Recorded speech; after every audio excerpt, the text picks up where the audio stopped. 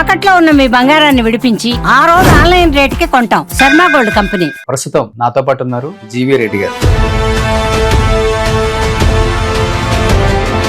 రాజీనామా అనేది 4 అక్షరాలే. ఎందుకు అంత డిసిషన్ తీసుకున్నారు? నేను ఆల్రెడీ మా ముఖ్యమంత్రి గారి దగ్గర కూడా, మా సార్ దగ్గర కూడా వెళ్ళి చెప్పాను. అడుగును అడ్డుపడుతున్నారు, ఏది ముందుకెళ్ళట్లేదంటే. పాలిటిక్స్ కి పెద్ద తేడా లేదు. ఇక్కడ అన్ని అవే ఉంటాయని మీకు తెలియదా? చంద్రబాబు నాయుడు గారికి, మా సార్కి చాలా దగ్గరగా ఉంటుంది. ఆయనకు నన్ను ఎట్లా దూరం చేయాలని చెప్పి చాలా మంది ప్రయత్నించారు. లోకేష్ గారికి అయితే మెసేజ్లు పెట్టారు నా మీద, క్యాస్ట్ ఈక్వేషన్లో మెసేజ్లు పెట్టారు. ఓపెన్ చెబుతారు. రెడ్డేనా? వాళ్ళలాగే వీళ్ళు అరెస్టులు, వాళ్ళలాగే వీళ్ళు. అంబటి రాంబాబు గారు ఆ వ్యక్తికి ఇంత కూడా కించెత్తు కూడా లేదు. మళ్ళీ బయటికి 2 సార్లు జైలుకి పోయొచ్చు కూడా నేను తగ్గాను అంటున్నాడు. అంటే ఏమనాలి ఇంకా? అంటే ఒక మాజీ మంత్రి, ఆ వయసులో ఉన్న వ్యక్తి ఆ మాట మాట్లాడి దానికి పశ్చాత్తాప పడకుండా మళ్ళీ వచ్చి నేను తగ్గానంటే ఇంకా మిగతా వాళ్ళు ఏం నేర్చుకుంటారు?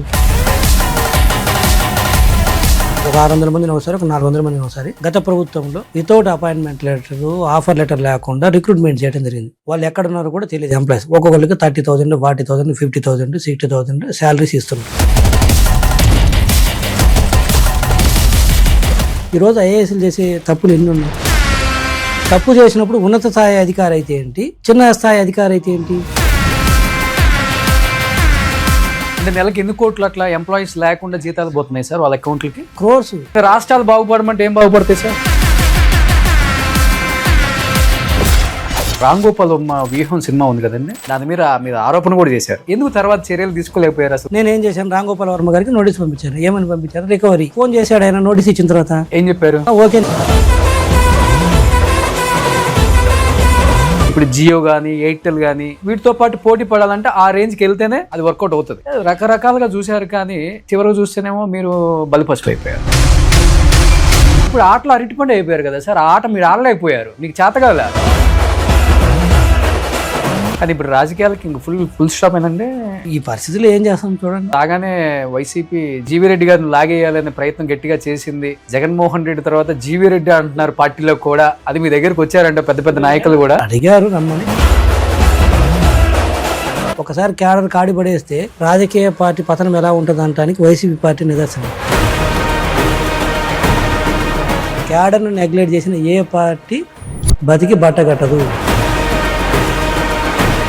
ప్రత్యూష గారు చనిపోయి 24 సంవత్సరాలు. సుప్రీంకోర్టు నిన్న ఇచ్చింది సిద్ధార్థ రెడ్డి ఎక్కడ ఉన్నా లొంగిపో అని. అసలు ఏం లేని దానికి రేపొద్దున తీర్పిచ్చింది కూడా చాలా చూసాం కదా మనం. ఎలా చూడొచ్చు అసలు వీటిని? అంటే అదే ఆ గ్యాప్ ఉందంట, నా యూనిఫామిటీ లేదు. వస్తేనేమో త్వరగా వస్తుంది. షుగర్ డాడీ కల్చర్ అని, షుగర్ మమ్మీ కల్చర్ అని. ఏంటి ఈ కల్చర్ అసలుకి? కొంతమంది ఏం చేస్తారంటే అమ్మాయిలు అతని దగ్గర డబ్బులు బాగున్నాయని తెలుసుకొని కొంత పీరియడ్ తర్వాత ఈ చట్టంలో ఉన్న కొంత లూపులను ఉపయోగించుకొని తర్వాత నన్ను పెళ్లి చేసుకుంటానన్నాడు, నన్ను నమ్మించి మోసం చేశాడు అని చెప్పేసి కేసులు పెడుతుంది. మరి షుగర్ మమ్మీ కల్చర్ మరి పాపం అబ్బాయి కూడా బాధ్యతలే కదా. కొంత ఇంకా చట్టం మరి వాళ్ళకి చట్టం లేదా? లోకేష్ గారు ఫ్యామిలీలో ఉన్న అందరిని పిలవటం, వాళ్ళతో విందు, తర్వాత ఫ్యామిలీతో ఇంటరాక్షన్, వాళ్ళకి శారీస్ పెట్టడం కావచ్చు. అంటే 2027కి నేను రెడీగా ఉన్నాను, మీ అందరు సపోర్ట్ కావాలని ఒక సంకేతం దీనికే, లేకపోతే ఏంటంటారు అసలు? ఇవన్నీ చేయకపోయినా కూడా ఇప్పుడు లోకేష్ గారు ముఖ్యమంత్రి అభ్యర్థిత్వాన్ని కాదనే వాళ్ళు ఎవరు చెప్పారు? లోకేష్ గారు పాదయాత్ర తర్వాత పార్టీ బాగా బలోపేతమైంది. ఇన్ కేస్ కూటమి కూడా కలిసి ఉండకపోతే పార్టీ అధికారంలోకి వచ్చే అవకాశం చాలా ఉన్నాయి. అనుకోని పరిస్థితుల కలిశారు అనేది మాత్రం వినపడుతుంటుంది. బట్ మీకేమన్నా అనిపించిందండి? 100% అతని contribution తీసేయలేదు.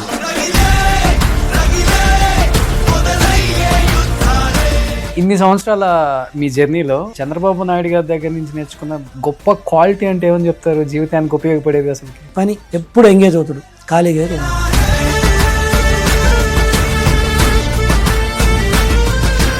Hi, hello, welcome to Suman TV. నేను మీ రోషన్. సో ప్రస్తుతం నాతో పాటు ఉన్నారు జీవీ రెడ్డి గారు. జీవీ రెడ్డి గారు అంటే లాస్ట్ ఫిబ్రవరి 2025 అందరికీ గుర్తునే ఉంటుంది. ఒక ప్రభంజనం అని చెప్పుకోవచ్చు. ఆయన రాజీనామా, అధికారంలోకి వచ్చిన 1 సంవత్సరంలోనే తిరుగుబాటు, సొంత పార్టీ మీద కావచ్చు, లేకపోతే అధికారుల మీద కావచ్చు, లేకపోతే నాయకత్వం మీద కావచ్చు. అంటే పార్టీ బాగా లోలో ఉన్నప్పుడు పార్టీ గురించి అన్ని టీవీ ఛానల్స్లో కావచ్చు, ప్రతి డిబేట్లో తన వాయిస్ గట్టిగా వినిపించారు ప్రజా వ్యతిరేకత మీద. అలాంటి ఒక వ్యక్తికి అధికారంలోకి వచ్చిన తర్వాత అంత ఇంపార్టెన్స్ ఇవ్వలేదు, అనగదొక్కే ప్రయత్నమా, లేకపోతే ఇలానే ఉంటుంది సిస్టమ్, దీనికి లోబడి నువ్వు పని చేయాలి తప్పదు అని వార్నింగా ఏంటో తెలియదు. కానీ నాకు ఈ వ్యవస్థలు వద్దు, నాకు ఈ అధికారాలు వద్దు, నా వృత్తి నేను చేసుకుంటాను, న్యాయవాదిగా బయటికి వెళ్ళి నేను హ్యాపీగా మళ్ళీ నా లైఫ్ నేను లీడ్ చేసుకుంటాను అని చెప్పేసి కళాఖండిగా ప్రెస్ మీట్ చెప్పి మరీ ఎంతో మందిని బాధించింది ఆయన రాజీనామా. కానీ రాజీనామా తర్వాత సంవత్సరం అయిపోయింది కాబట్టి ఏం మాట్లాడతారు? మనసులో బాధ ఇంకా అలానే ఉందా, లేకపోతే న్యాయవాది వృత్తిలో హ్యాపీగా కేసులు వాదించుకుంటూ జీవనం కొనసాగిస్తున్నారా? ఆయన మాటలను తెలుసుకుందాం. జీవిరెడ్డి గారు నమస్తే. నమస్తే రోషన్ గారు. నమస్తే. సో కొంచెం ఆచితూచి మాట్లాడాలి, న్యాయవాది కదా. మళ్ళీ మేము కోర్టుల చుట్టూ చూస్తుంటేనేమో ఆఫీస్ అంతా ఆ ప్రేమ, ఆ అనురాగం అయితే ఎక్కడ మిస్ అయినట్టు కనిపించట్లేదు. ఒక పక్క చంద్రబాబు నాయుడు గారు, అన్ని రకాల టీడీపీ పార్టీ శ్రేణులంతా ఇక్కడే ఉన్నారు. ఈ వృత్తిలోకి వచ్చినప్పటికి కూడా ఇప్పటికీ పసుపు జెండా కప్పుకోవాలని ప్రేమతో మీ మనసు తప్పతప్పలాడుతుందా, లేకపోతే ఈ వృత్తిని ఇలానే కొనసాగిద్దాం అనుకుంటున్నారు అసలుకి? అంటే ఒకటి, పసుపు జెండా కప్పుకోవాలని అదే అట్లయితే ఏం లేదు. కానీ ఇంకా నేను క్లియర్గా చెప్పాను, ఇప్పుడే రాజీనామా చేసేటప్పుడే కూడా క్లియర్గా చెప్పాను, నేను ఇంకా ఏ రాజకీయ పార్టీలో చేరను, పూర్తిగా నా న్యాయవాద వృత్తిలో నేను కొనసాగుతానని క్లియర్గా చెప్పాను. బట్ దాని అర్థము ఇన్ని రోజులు నాకు అవకాశం కల్పించిన పార్టీ మీదనో, లేకపోతే అందులో ఉండే నాయకత్వం మీదనో వ్యతిరేకంగా ఉండాలనో, లేకపోతే ట్రెడిషనల్ గా బయటకు వచ్చాం కాబట్టి వాళ్ళని తిట్టాలనో అదైతే కరెక్ట్ కాదు. ఆ ఉద్దేశం నాకు లేదు. సో ఇప్పుడు మీరు చెప్పిన ఇదంతా ఏదైతే ఇప్పుడు ఎన్ని ఫోటోలు చూసి చెప్తున్నారు ఆఫీసులో, నేను ఆఫీస్ ఇనాగరేషన్ చేసినప్పుడు కంప్లీట్ లా ఆఫీసు యాజ్ యూజువల్ నాకున్న పరిచయాలు అయితే అందరినీ పిలవడం జరిగింది. ఆల్మోస్ట్ అందరు ఆఫీస్కి రావడం జరిగింది, ఓపెనింగ్కి రావడం జరిగింది. సో ఆ నేపథ్యంలో ఇది.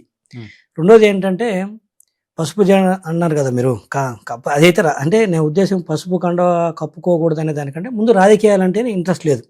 సో ఆ కాంటెస్ట్ లో ఇంకా అది టీడీపీ అయితే ఏముంది, విరక్తి పుట్టిందా, వైసీపీ అయితే ఏముంది చెప్తా, విరక్తి అంటే చెప్తాను, దాంట్లోకి వస్తాను. సో ఆ నేపథ్యంలో ఇంకా ఏ పార్టీ లేనప్పుడు నాకు ఇంకా ఇది అనేది ఏముంది, టీడీపీ ఒకటి. నాయకత్వం మీద అంటే ఆబ్వియస్లీ నాకు చాలా అవకాశాలు కల్పించారు. ఈ రోజు మీ ముందు ఇట్లా కూర్చోన్నానన్నా, లేకపోతే చాలా మందికి నేను టీడీపీ క్యాడర్కి తెలిసినదన్నా కూడా అది మా సారు శ్రీ నారా చంద్రబాబు నాయుడు గారు నాకు కల్పించిన అవకాశం. మొదటిగా అయితే నాకు అవకాశం కల్పించాడు కదా, గుర్తింపించాడు కాబట్టి ఎప్పటికీ నాకు ఆ విషయంలో నేను ఆయనకు లాయల్గా ఉంటాను. సో పెద్దానికి ఎక్కువ లాయల్గా ఉంటారా, లేకపోతే చిన్నానికి ఎక్కువ లాయల్గా ఉంటారు మీరు? అట్లా మీరు ఎందుకు ఇద్దరి మధ్యలో పెడితే ఆ పార్టీలో కూడా ఉంటుంది కదా. ఇప్పుడు బీజేపీ అనుకోండి, మోడీ గారికి ఎక్కువ ఉంటారా, అమిత్ షా గారికి ఎక్కువ ఉంటారా అంటే సమాధానం చెప్పొచ్చు, లేకపోతే ఇంకో పార్టీలు అంటే చెప్పొచ్చు. ఇది తెలుగుదేశం పార్టీలో శ్రీ నారా చంద్రబాబు నాయుడు గారైనా లోకేష్ గారైనా ఒకటే. సో వాడికి ఎక్కువ ఇది తక్కువ అనేది ఏమి ఉండదు. కాకపోతే నాకు వచ్చేసరికి ఎక్కువ అక్వైంటెన్స్, ఎక్కువ రోజులు పనిచేసింది, ఎక్కువ రోజులు అంటే నేను పార్టీలో ఉన్న ప్రతిరోజు కూడా ఆల్మోస్ట్ పనిచేసింది పెద్ద ఆయనతోటి. అంటే మీ ఏజ్ గ్రూప్ కి చిన్న ఆయనతో ఎక్కువ మీరు కనెక్ట్ అవ్వాలి. కరెక్ట్. కానీ మీరు పెద్ద ఆయనతో కనెక్ట్ అయ్యారు. కరెక్ట్. అదే ఏజ్ గ్రూప్ వృత్తి చూస్తేనేమో నేను లోకేష్ గారితో ఉండాలి. కాకపోతే నేను పార్టీలోకి వచ్చిన 1 వీక్ కల్లా నన్ను ఆయన కోర్ కమిటీలో తీసుకుని ఎక్కువ రోజు ప్రతిరోజు నేను సార్తో ఉండేవాను అనమాట. సో ఆ నేపథ్యంలో ఏంటంటే ఎక్కువ పరిచయం కావచ్చు, సాన్నిధ్యం కావచ్చు, ఆయనతోటి నాకు ఎక్కువ ఉంది. ఈయనతో ఆల్మోస్ట్ పరిచయం లేదని చెప్పాను కానీ చాలా తక్కువ. కానీ ఒక మాట అయితే బయట నడుస్తుంటది, ఎంతవరకు నిజమో అబద్ధం నాకైతే తెలియదు, జస్ట్ అడుగుతున్నాను. అంటే ఏజ్కి సంబంధించిన దాన్ని చూసుకుంటే నేను చిన్నయ్యతో కనెక్ట్ అవ్వాలన్నారు కాబట్టి, ఇప్పుడు బాగా అంటే అవతల వాళ్ళ దగ్గర ఎక్కువ మంచి మ్యాటర్ ఉండి సబ్జెక్ట్ మీద అవగాహన ఉన్న వాళ్ళు మాత్రమే పెద్ద ఆయనకి కనెక్ట్ అవుతారు, ఈయన చెప్పింది వినేవాళ్ళు మాత్రమే ఎంతో కనెక్ట్ అవుతారు అనేది ఒకటి ఉంటుంది. అది నిజమా అండి అసలుకి? లేదు, అబద్ధం లేదు. ఇప్పుడు it's all about, it's not about subject. కొంతమంది ఇప్పుడు మనకు తెలుసు కదా, హ్యూమన్ రిలేషన్స్ లో సింక్ అవటం అనేది ఉంటుంది. కొంతమంది సింక్ అవుతారు, కొంతమంది సింక్ గారు. దాని అర్థము సింక్ అయిన వాళ్ళందరికీ సబ్జెక్ట్ ఉందని కాదు, సింక్ కాని వాళ్ళకి సబ్జెక్ట్ లేదని కాదు, లేకపోతే ఈయన చెప్పినట్టే వినే వాళ్ళతో ఈయన ఉంటారని. లేకపోతే మంత్రివర్గంలో కూడా ఎక్కువ అలానే తీసుకున్నారు.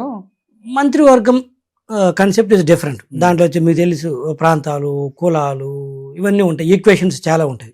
అంతేగాని అది ఐ డోంట్ థింక్ సో. ఆ ఆర్గ్యుమెంట్ వేరు, ఈ ఆర్గ్యుమెంట్ వేరు. కరెక్ట్ గా 1 year అయిపోయింది కదా జీవిరెడ్డి గారు, రేపు February 24th 1 year అయిపోయింది. చెప్పాలంటే అంటే మీరు తీసుకున్న డిసిషన్ 1 year అన్నారు కాబట్టి, పార్టీ కానీ లేకపోతే మీకు ఇచ్చిన ఫైబర్ నెట్ చైర్మన్ కానీ రాజీనామా చేసిన ఇమీడియట్గా నెక్స్ట్ డేనే దినేష్ కుమార్ కూడా జిఏడికి బదిలీ చేస్తూ ఉత్తర్వులు జారీ చేసింది ప్రభుత్వం. అదే ఒక్క రోజు ముందు జరుగుంటే ఏం జరిగేది మీ జీవితంలో అసలుకి? నేను రాజీనామా చేసిన తర్వాత ఆ రోజు ఈవినింగ్ 6 గంటలకు చేస్తే ఇమీడియట్గా 7 o'clockకి నా రాజీనామాను ఆమోదించారు. దాంతోపాటు దినేష్ గారిని కూడా ఆ రోజున్న ఎండి దినేష్ గారిని కూడా జీఏడీకి అటాచ్ చేయడం జరిగింది. తర్వాత 5 నెలల తర్వాత ఇంకా పోస్టింగ్ ఇవ్వడం జరిగింది. ఇక్కడ నేనేమంటే ఒక్కరోజు ముందు తన మీద చర్యలు తీసుకుంటే నేను ఆగేవాడినా లేకపోతే అనేది కరెక్ట్ కూడా కాదు. ఎందుకంటే నా ఉద్దేశంలో సిస్టంలో ఐఏఎస్లో నేను అందరికి చెప్పాను, కానీ చాలామంది కూడా సరిగా అంటే ఆఫీస్కి ప్రాపర్గా వచ్చి కూర్చొని అసలు రాష్ట్రానికి ఏం అవసరము, ప్రజలకు ఏం అవసరం అనేది ఆలోచిస్తున్నట్టు నాకు కనిపించలేదు. నా ఉద్దేశం ఏంటంటే ఈరోజు దినేష్ గారు వెళ్తారు, రేపు ఎక్స్ వస్తుంది, ఎక్స్ వచ్చినా కూడా పరిస్థితుల్లో మార్పులు వస్తాయని నాకు ఎక్కడ కనిపించలేదు. కొంతమంది ఉన్నారు, బట్ వాళ్ళు సీనియర్స్ ఉన్నారు, దీనికి రాలేదు, వాళ్ళకుండా ఇబ్బందులు వాళ్ళకు ఉంటున్నాయి. సో ఓవరాల్గా నాలాంటి వాళ్ళకి అంటే ఇనిషియల్గా ఉన్న వాళ్ళకి ఇలా ఉన్న వాళ్ళతోటి కొంచెం ఇబ్బంది ఉంటుంది. ప్లస్ వీళ్ళు కూడా మరీ అడమెంట్గా తయారైపోయారు కొంతమంది ఆఫీసర్స్ అయితే. అంటే మేము ఎందుకు చేయాలి, అవసరం లేదు.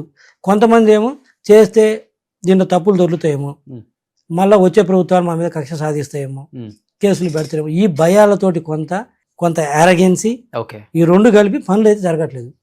ఈ ప్రాసెస్లో మేము అక్కడ ఉన్నామంటే ఏమవుతుందంటే ఒక 2 సంవత్సరాల తర్వాత ఏమవుతుందంటే ఒక 2 సంవత్సరాలు 3 సంవత్సరాల తర్వాత ఆడ వచ్చేది ఏముండదు. జీవీ రెడ్డి ఒక 200 కోట్లు 300 కోట్లు తినడాన్ని అపనిందలు, లేకపోతే మనం చేయాలనుకున్న పనులు ఒకటి కూడా ముందుకు పోవు. ముందుకు పోయినప్పుడు ఏమవుతుందంటే అది జీవీ రెడ్డి ఇన్ఎఫిషియన్సీ కింద ముద్ర పడుతుంది తప్పితే ఫలానా దినేష్ కుమార్ ఎండి గుండి తను ఫైల్ మూవ్మెంట్ చేయలేదు కాబట్టి జీవీ రెడ్డి చేయలేకపోయాడు అనేది ఎవరు అనరు. End of the day G V Reddy చేతనైందా చేత కాలేదా, భయపడ్డారా వీటికి? ఆరు ఇంకో చైర్మన్ భయపడ్డాం కదా, ఫ్యాక్ట్ 200 కోట్లు 300 కోట్లు దోచుకున్నాడు జీవీ రెడ్డి, అది గ్యారంటీగా వస్తాయి. వ్యక్తి జీవీ రెడ్డి అనే మాట వస్తుందని భయపడ్డారా, లేకపోతే అనవసరం అంటాను, భయపడటం కాదు, అన్నెసరి. ఇప్పుడు మనకి ఇంకా వేరే అంటే నేను నా ఉద్దేశం వేరే ఉపాధి ఉంటే వేరే అవకాశం ఉంటే వెళ్ళిపోవచ్చు, లేకపోతే సచ్చినట్టు అక్కడ పడి ఉండాలనేది కూడా నా ఉద్దేశం కాదు. బట్ నా ఊరికి అనిపించింది అవసరం లేదు. ఫస్ట్ ఆఫ్ ఆల్ అలిగేషన్స్ కంటే కూడా మనం ఏమి చేయలేనప్పుడు మనం ఆ సీట్లో కూర్చోవడం అనవసరం. అది ఏ సీట్ అన్నా కానీ, అది మంత్రి పదవి కావచ్చు, అది చైర్మన్ పదవి కావచ్చు, లేకపోతే ఇంకొకటి కావచ్చు. ఓకే సార్, కాదు ఇప్పుడు పాలిటిక్స్ కి పెద్ద తేడా లేదు, అన్ని అవే ఉంటాయని మీకు తెలియదా? ఎందుకంటే వ్యవస్థలో జరిగే లూప్ హోల్స్ మొత్తం తెలిసేది అడ్వకేట్లకే. అంటే ఇన్ని రకాలుగా మ్యానిపులేషన్ చేయొచ్చా అనేది తెలిసేది అడ్వకేట్ మాత్రమే. ఇన్ని రకాల బాధలు ఉంటాయి, సుఖాలు ఉంటాయి, డబ్బు సంపాదించవచ్చు, డబ్బు పోగొట్టుకోవచ్చు, అన్ని రకాల వ్యవస్థల గురించి మీకు బాగా తెలుసు. ఈ వ్యవస్థలో కూడా ఇలా ఉంటుందని తెలిసి కూడా మీరు నాకు అక్కడికి వెళ్ళిన తర్వాతే ఇలా ఉంటుంది అని తెలిసింది, బయట వాళ్ళు వీళ్ళు అంటుంటే వింటమే కానీ అని ఒక చిన్న కామెంట్ చేశారు కదా, కరెక్ట్. అది కొంచెం కామెడీ అనిపించలేదు సార్? నిజంగా చెప్పండి. ఇప్పుడు మీరు అన్నారు పాలిటిక్స్ అన్నారు కదా, ఇప్పుడు ప్రభుత్వం వేరు, ప్రతిపక్షం వేరు, పాలిటిక్స్ వేరు. ఇప్పుడు నేను చెప్పేది ఏంటంటే ఇప్పుడు పాలిటిక్స్ నడిచింది, నేను అపోజిషన్లో ఉన్నాను, టీడీపీలో ఉన్నాను. టీడీపీలో ఉన్నప్పుడు నేను చంద్రబాబు నాయుడు గారికి మా సార్కి చాలా దగ్గరగా ఉండేవాడిని. ఆయనకు నన్ను ఎట్లా దూరం చేయాలని చెప్పి చాలా మంది ప్రయత్నించారు. కొంతమంది లేనిపోని లోకేష్ గారికి అయితే మెసేజ్లు పెట్టారు నా మీద, క్యాస్ట్ ఈక్వేషన్ లో మెసేజ్లు పెట్టారు. ఓపెన్ చెప్తారు, ఈ అబ్బాయి అట్లా మీరు ఏందో చాలా నమ్మి చాలా దగ్గరికి తీసుకున్నారు, ఇంత దగ్గరికి తీసుకున్నారు, పెద్ద ఆయనకు పెట్టారు, చిన్న ఆయనకు పెట్టారు, కలిసినప్పుడు చెప్పారు. అవన్నీ ఓవర్కమ్ చేశాను. అవన్నీ ఎలా ఓవర్కమ్ అవుతాయంటే over a period of time మనం చేసే పని, నిబద్ధత, వీటన్నిటి మీద తెలిసిపోద్ది వాళ్ళకు కూడా. కరెక్ట్. బట్ అలాంటి పాలిటిక్స్ ఎదుర్కొన్నాను. మీరు అన్నారు చూసి అవన్నీ తెలియదంటే తెలుసు, దిగాను, నేను అనుకున్నట్టుగానే వచ్చినవి ఓవర్కమ్ చేశాను. అందరు చేయలేదు టీడీపీలో, కొంతమంది టీడీపీలో ఉన్న వాళ్ళు చేశారు, కొంతమంది వేరే పార్టీలో ఉండి కూడా చేశారు, ఇక్కడ మనం ఎదుగుతున్నామని చెప్పేసి. సో వాటిని ఓవర్కమ్ చేశాను. అది అసలు ఎక్కడ కూడా నేను అసలు ఏ రోజు బాధపడలేదు, అండ్ ఏ రోజు నేను సమస్య కూడా ఫీల్ అవ్వలేదు, అన్ని ఓవర్కమ్ చేశాను. ఇక్కడ వచ్చింది నేను ఏంటంటే ప్రభుత్వంలోకి, ఇక్కడ వ్యవస్థలో నేను పని చేయాల్సిన టైం ఇది. ప్రభుత్వం అంటే కూడా వాళ్ళే కదా సార్, నేనంటే చిన్న గ్యాప్ ఉంది. ప్రాంతీయ పార్టీ కదా, ప్రాంతీయ పార్టీ అయినా జాతీయ పార్టీ అయినా సరే చిన్న డిఫరెన్స్ గమనించాల్సిందంటే ప్రభుత్వానికి పార్టీకి చిన్న తేడా ఉంది. నేనేమంటే పాలిటిక్స్ పదవిలో కూడా ఉన్నాయి, నాకు పదవిలోకి వచ్చిన తర్వాత కూడా నా మీద ఒక కన్ను వేయండి, వైసీపీ వాళ్ళకి చేస్తాడేమో ఇతను, ఫేవర్ చేస్తాడేమో అని చెప్పేసి అది కూడా లేదు. అవి అన్ని ఓవర్కమ్ చేసాం. బట్ నేనేమంటే ఇక్కడ నేను చెప్పేది ఎఫిషియన్సీ గురించి చెప్తున్నాను. అక్కడ అడ్డుపడింది మాతో పాటు ఉన్న లీడర్స్ ఇంకొకళ్ళు కాదు, అధికారులు అంటాను నేను చెప్పేసి. అక్కడ ప్రాబ్లం వస్తుంది. మీకు చిన్న డిఫరెన్స్ ఉందంట. అక్కడ అధికారులు సహకరించినంత వరకు మనం ఏమి చేయలేము అనేది నా ఉద్దేశం. ఇప్పుడు ప్రగాఢంగా నమ్ముతున్నాను. మామూలుగా ఒక ప్రజాప్రతినిధి, ఒక అధికారి, అంటే క్యాస్ట్ల మీద కామనే, ఈ పార్టీలు ఉన్న వాళ్ళు ఆ పార్టీలో ఉన్న చెప్తుంటే ఇవన్నీ మన రాష్ట్రంలో చెప్పేది ఉంది, కులాల పంచాయతీ లేకుండా మనం మాట్లాడలేము. కాకపోతే అది ఏ మాటకు ఆ మాట చెప్పాలి, ఓపెన్ చెప్తున్నాను. టీడీపీలో బయటికి వినిపించేది ఒకటి, ఉమ్, లోపల ఉండేది ఒకటి. అంటే లోపల మీరు అనుకున్నంత బయటకు ఆ కులాల పంచాయతీ లేదు. ఉమ్, ముద్రలు అంటవా వేస్తాను నేను. ఈరోజు బయటకు వచ్చిన తర్వాత కూడా కొన్ని బ్లేమ్ చేయకూడదు. ఎందుకంటే ఈరోజు ఆ పంచాయతీ ఉంటే చాలామంది ఈరోజు ప్రముఖ స్థానాల్లో వేరు కమ్యూనిటీ, రెడ్డి అని కదా, వేరు కమ్యూనిటీ వాళ్ళు కూడా ఉన్నారు కదా మంచి స్థానాల్లో. సో అది రాంగ్. అది నేను చెప్పేది ఏంటంటే పర్ఫార్మెన్స్ ఇష్యూ మీద, పనితనం మీద ఈరోజు అధికారులు వచ్చేసరికి మంత్రులకు కూడా అధికారులు పలకట్లేదు. సెక్రటరీలు మంత్రి ఛాంబర్కి రారు. ఉమ్, అది ప్రాంతీయ పార్టీ జాతీయ పార్టీ పక్కన పెడితే ఆ గ్యాప్ ఉందంటాను. ఒక మంత్రి దగ్గరికి సెక్రటరీ రాకపోతే పనులు ఎట్లా అవుతాయి? ఓకే. ఎందుకు రారు? నీ డ్యూటీ అది కదా నేను అనేది. ఇప్పుడు చంద్రబాబు నాయుడు గారు ముఖ్యమంత్రి కొన్ని మంత్రులకు ర్యాంకింగ్ ఇస్తున్నాడు ఈ మధ్య చూస్తే. వీళ్ళ దగ్గర ఫైల్స్ త్వరగా క్లియర్ అవుతున్నాయి, వీళ్ళ దగ్గర కావట్లేదని. ఓకే.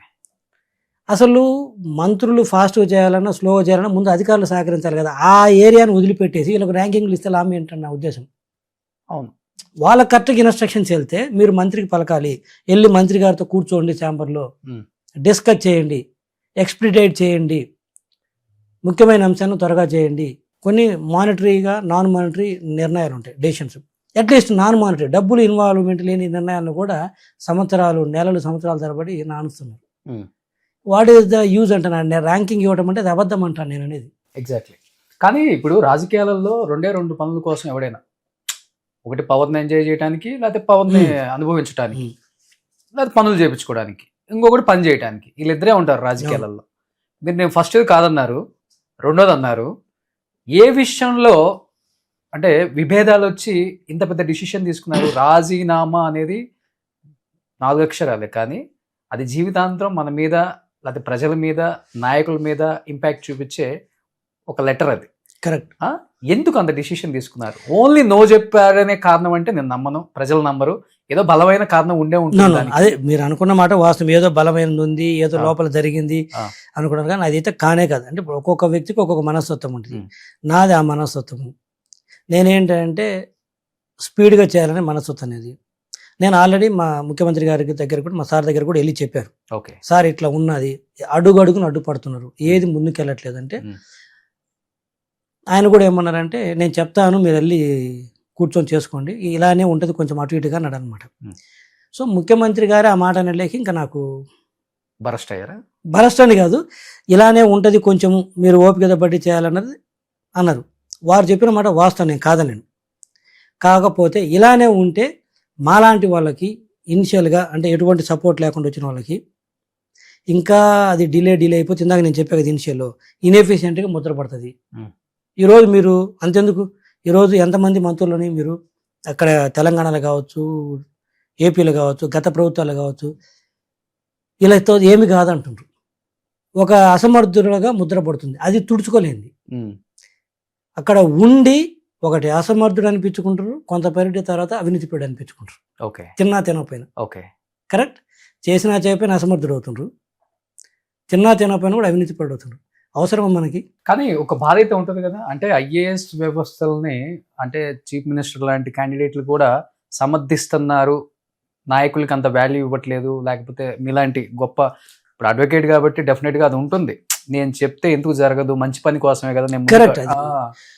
ఇప్పుడు అండూ ఫేవర్ చేయమని అడిగినాం అనుకోండి, మీరు కష్టం అని కళ్ళ ముందు కనపడుతుంది. ఉదాహరణకు నేను ఆ రోజు ఒక 1000 మంది దాదాపు ఒక 600 మందిని ఒకసారి, ఒక 400 మందిని ఒకసారి గత ప్రభుత్వంలో without appointment letter, offer letter లేకుండా రిక్రూట్మెంట్ చేయడం జరిగింది. వాళ్ళు ఎక్కడున్నారో కూడా తెలియదు. ఎంప్లాయీస్ ఒక్కొక్కరికి 30,000, 40,000, 50,000, 60,000 శాలరీస్ ఇస్తున్నారు. ఓకే. అవన్నీ నేను ఐడెంటిఫై చేసి వీళ్ళని మనం రిమూవ్ చేద్దాము. ఎందుకంటే వాళ్ళు కనీసం మనకి ఎక్కడో సరే ప్రొసీజర్ ప్రకారం లేకపోయినా కూడా కనీసం పని చేస్తుండన్న కన్సిడర్ చేయొచ్చు, వీళ్ళు ఎక్కడున్నారో కూడా తెలియదు కొంతమంది అయితే అని చెప్పేసి ఫైల్ రెడీ చేసి మూవ్ చేస్తే, దాదాపు నువ్వు 2 నెలల పాటు ఆ ఫైల్ సైన్ చేయకుండా వాళ్ళు జీతాలు ఇస్తే ఇంక నేనేమనాలి? వీళ్ళు గవర్నమెంట్ మారినా కానీ, గవర్నమెంట్ మారిన తర్వాత నేను చైర్మన్ ఉన్న తర్వాత అది నేను సైన్ చేయలేను కదా. ఇలా వీళ్ళు అధికారులు వినరన్న ఉద్దేశంతో నాకు డౌట్ అయితే నేను ప్రజల ముందుకు కూడా తీసుకెళ్ళాను, ప్రెస్ మీట్ పెట్టి. ఓకే. ఏది ఇలా ఉన్నారు వీళ్ళని మనం వీళ్ళందరినీ రిమూవ్ చేయాలని చెప్పేసి ఫైల్ సర్క్యులేట్ చేస్తే, కనీసం నీకు నోట్ ఫైల్ కూడా దాన్ని రాయకుండా పక్కన పడేస్తే ఏం చేయాలి? ఇంకా చూసుకుంటే నాకు వచ్చే లబ్ధి ఏంటి? అయితే ప్రభుత్వానికి మిగులుతుంది, డబ్బులు మిగులుతుంది. రెండోది ఆ ప్రాక్టీస్ కొనసాగితే మిగతా కార్పొరేషన్స్లో కూడా అలానే కొనసాగుతుంది. రేపు మా వాళ్ళు కూడా చూసి దాన్ని నేర్చుకుంటారు. వాళ్ళు వైసీపీ వాళ్ళు ఇలా పెట్టారు, మనం కూడా ఇట్నే పెడదాము, జీతాలు ఇద్దాము, పని చేయించుకోవద్దు అనేది వస్తుంది కదా. నేను మా పార్టీని ఆ రోజున మేము కూడా చేయాలని నేను ఎంకరేజ్ చేయట్లేదు. ఒకవేళ తీసుకుంటే ప్రాపర్గా క్వాలిఫైడ్స్ని తీసుకుందాము, పని చేయించుకుందాం, డబ్బులు ఇద్దామన్నాను. అక్కడ వాళ్ళని తీసుకోరు, ఇక్కడ ఉన్న వాళ్ళని పంపరు. ఇంకా ఏమని చెప్పండి. నెలకి ఎన్ని కోట్లు అట్లా ఎంప్లాయీస్ లేకుండా జీతాలు పోతున్నాయి సార్ వాళ్ళ అకౌంట్లకి?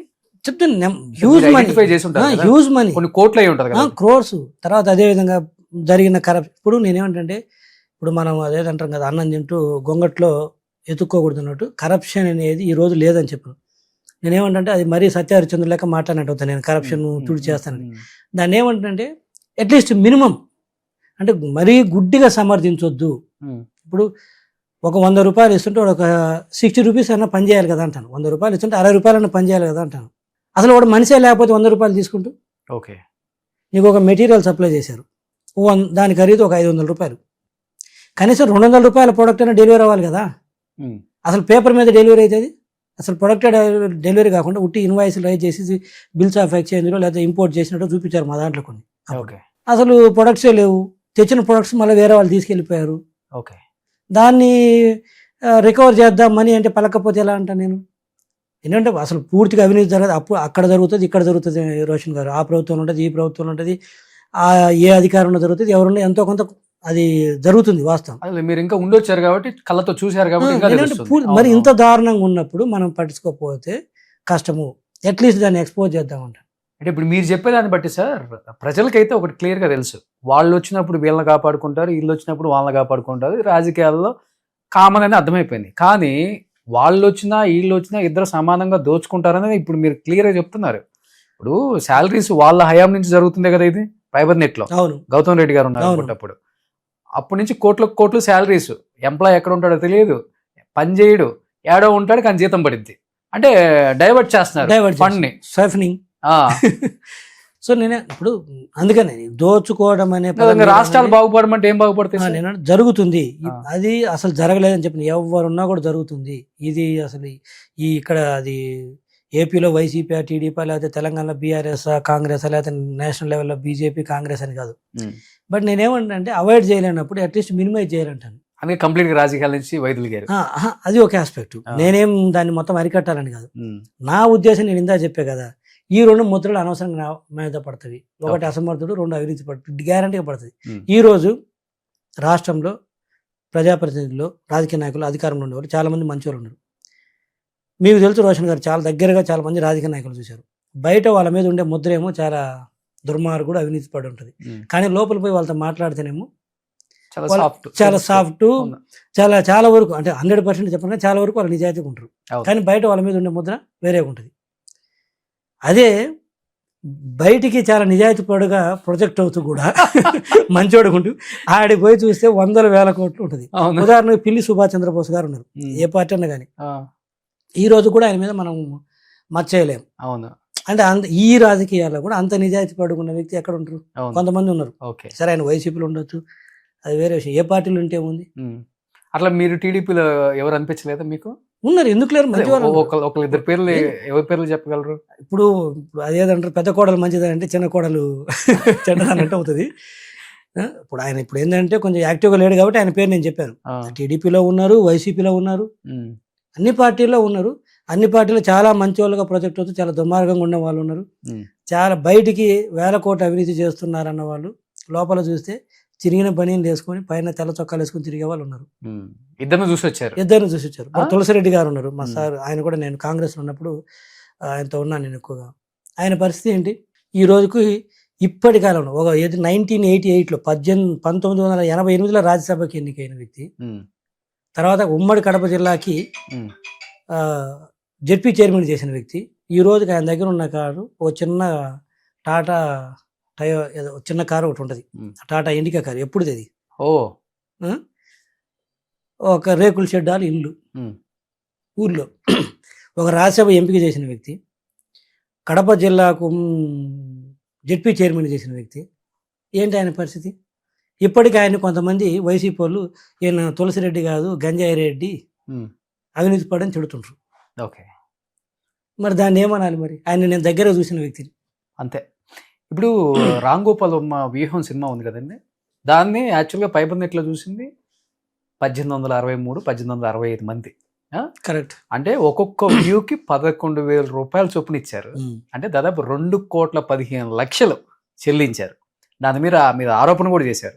ఆరోపణ లేదు, నేను నోటీసులు కూడా ఇచ్చాను. నోటీసులు కూడా ఇచ్చారు. ఎందుకు తర్వాత చర్యలు తీసుకోలేకపోయారు అసలు? అదే కదా బాధ అంట. ఇప్పుడు దానికి 1,50,000 రూపాయలు ఇవ్వాలి, ఇచ్చింది 2 కోట్ల రూపాయలు. క్లియర్ కనపడుతుంది. ఇందులో ఇంకా ముసుగులో గుద్దులాట ఏముంది?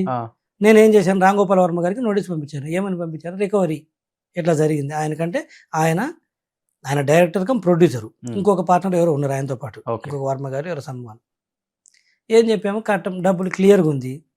ఆ రోజు నేను అడగలేదనుకో, తర్వాత ఏమంటారు, జీవి రెడ్డి రామ్ గోపాల్ వర్మ దగ్గర 2 కోట్లకు గాను 20%, 30%, 40 లక్షలు 60 లక్షలు తీసుకొని దాన్ని పక్కన పెట్టినారు అంటారు. బయటికి అయితే వస్తుంది కదా. అవును. రామ్ గోపాల్ వర్మ గారు వాస్తవం చెప్పాలంటే నాకు బాగా పరిచయం. బాగా అంటే బాగా పరిచయం. ఎంత అంటే మేమిద్దరం డిన్నర్కి కూడా కూర్చుంటాం. ఇప్పుడు కాదు, నేను ఫైబర్ అండ్ చైర్మన్ కాకముందు కూడా. అండ్ వ్యక్తిగతంగా నన్ను బాగా లైక్ చేస్తాడు ఆయన. బట్ అది పేపర్ మీద కనపడేటప్పుడు ఏం చేస్తాం మరి? ఫోన్ చేశాడు ఆయన నోటీస్ ఇచ్చిన తర్వాత. ఏం చెప్పారు? వాస్తవమా కాదా మీరు రిప్లై రాయండి సార్, ఏముంది అన్నాను. ఓకే, నీ పని నువ్వు చేయి, నా పని నేను చేస్తున్నాను. ఆయన కూడా ఏం నన్ను డ్రాప్ అవ్వమని ఇంకోటి ఏం చెప్పలేదు. వాట్ జీవి నా మీదకి వచ్చినావు అన్నాడు ఫోన్ చేసి. ఓకే. బట్ అని మీ పని మీరు చేయండి, నా రిప్లై నేను ఇస్తాను అన్నాడు.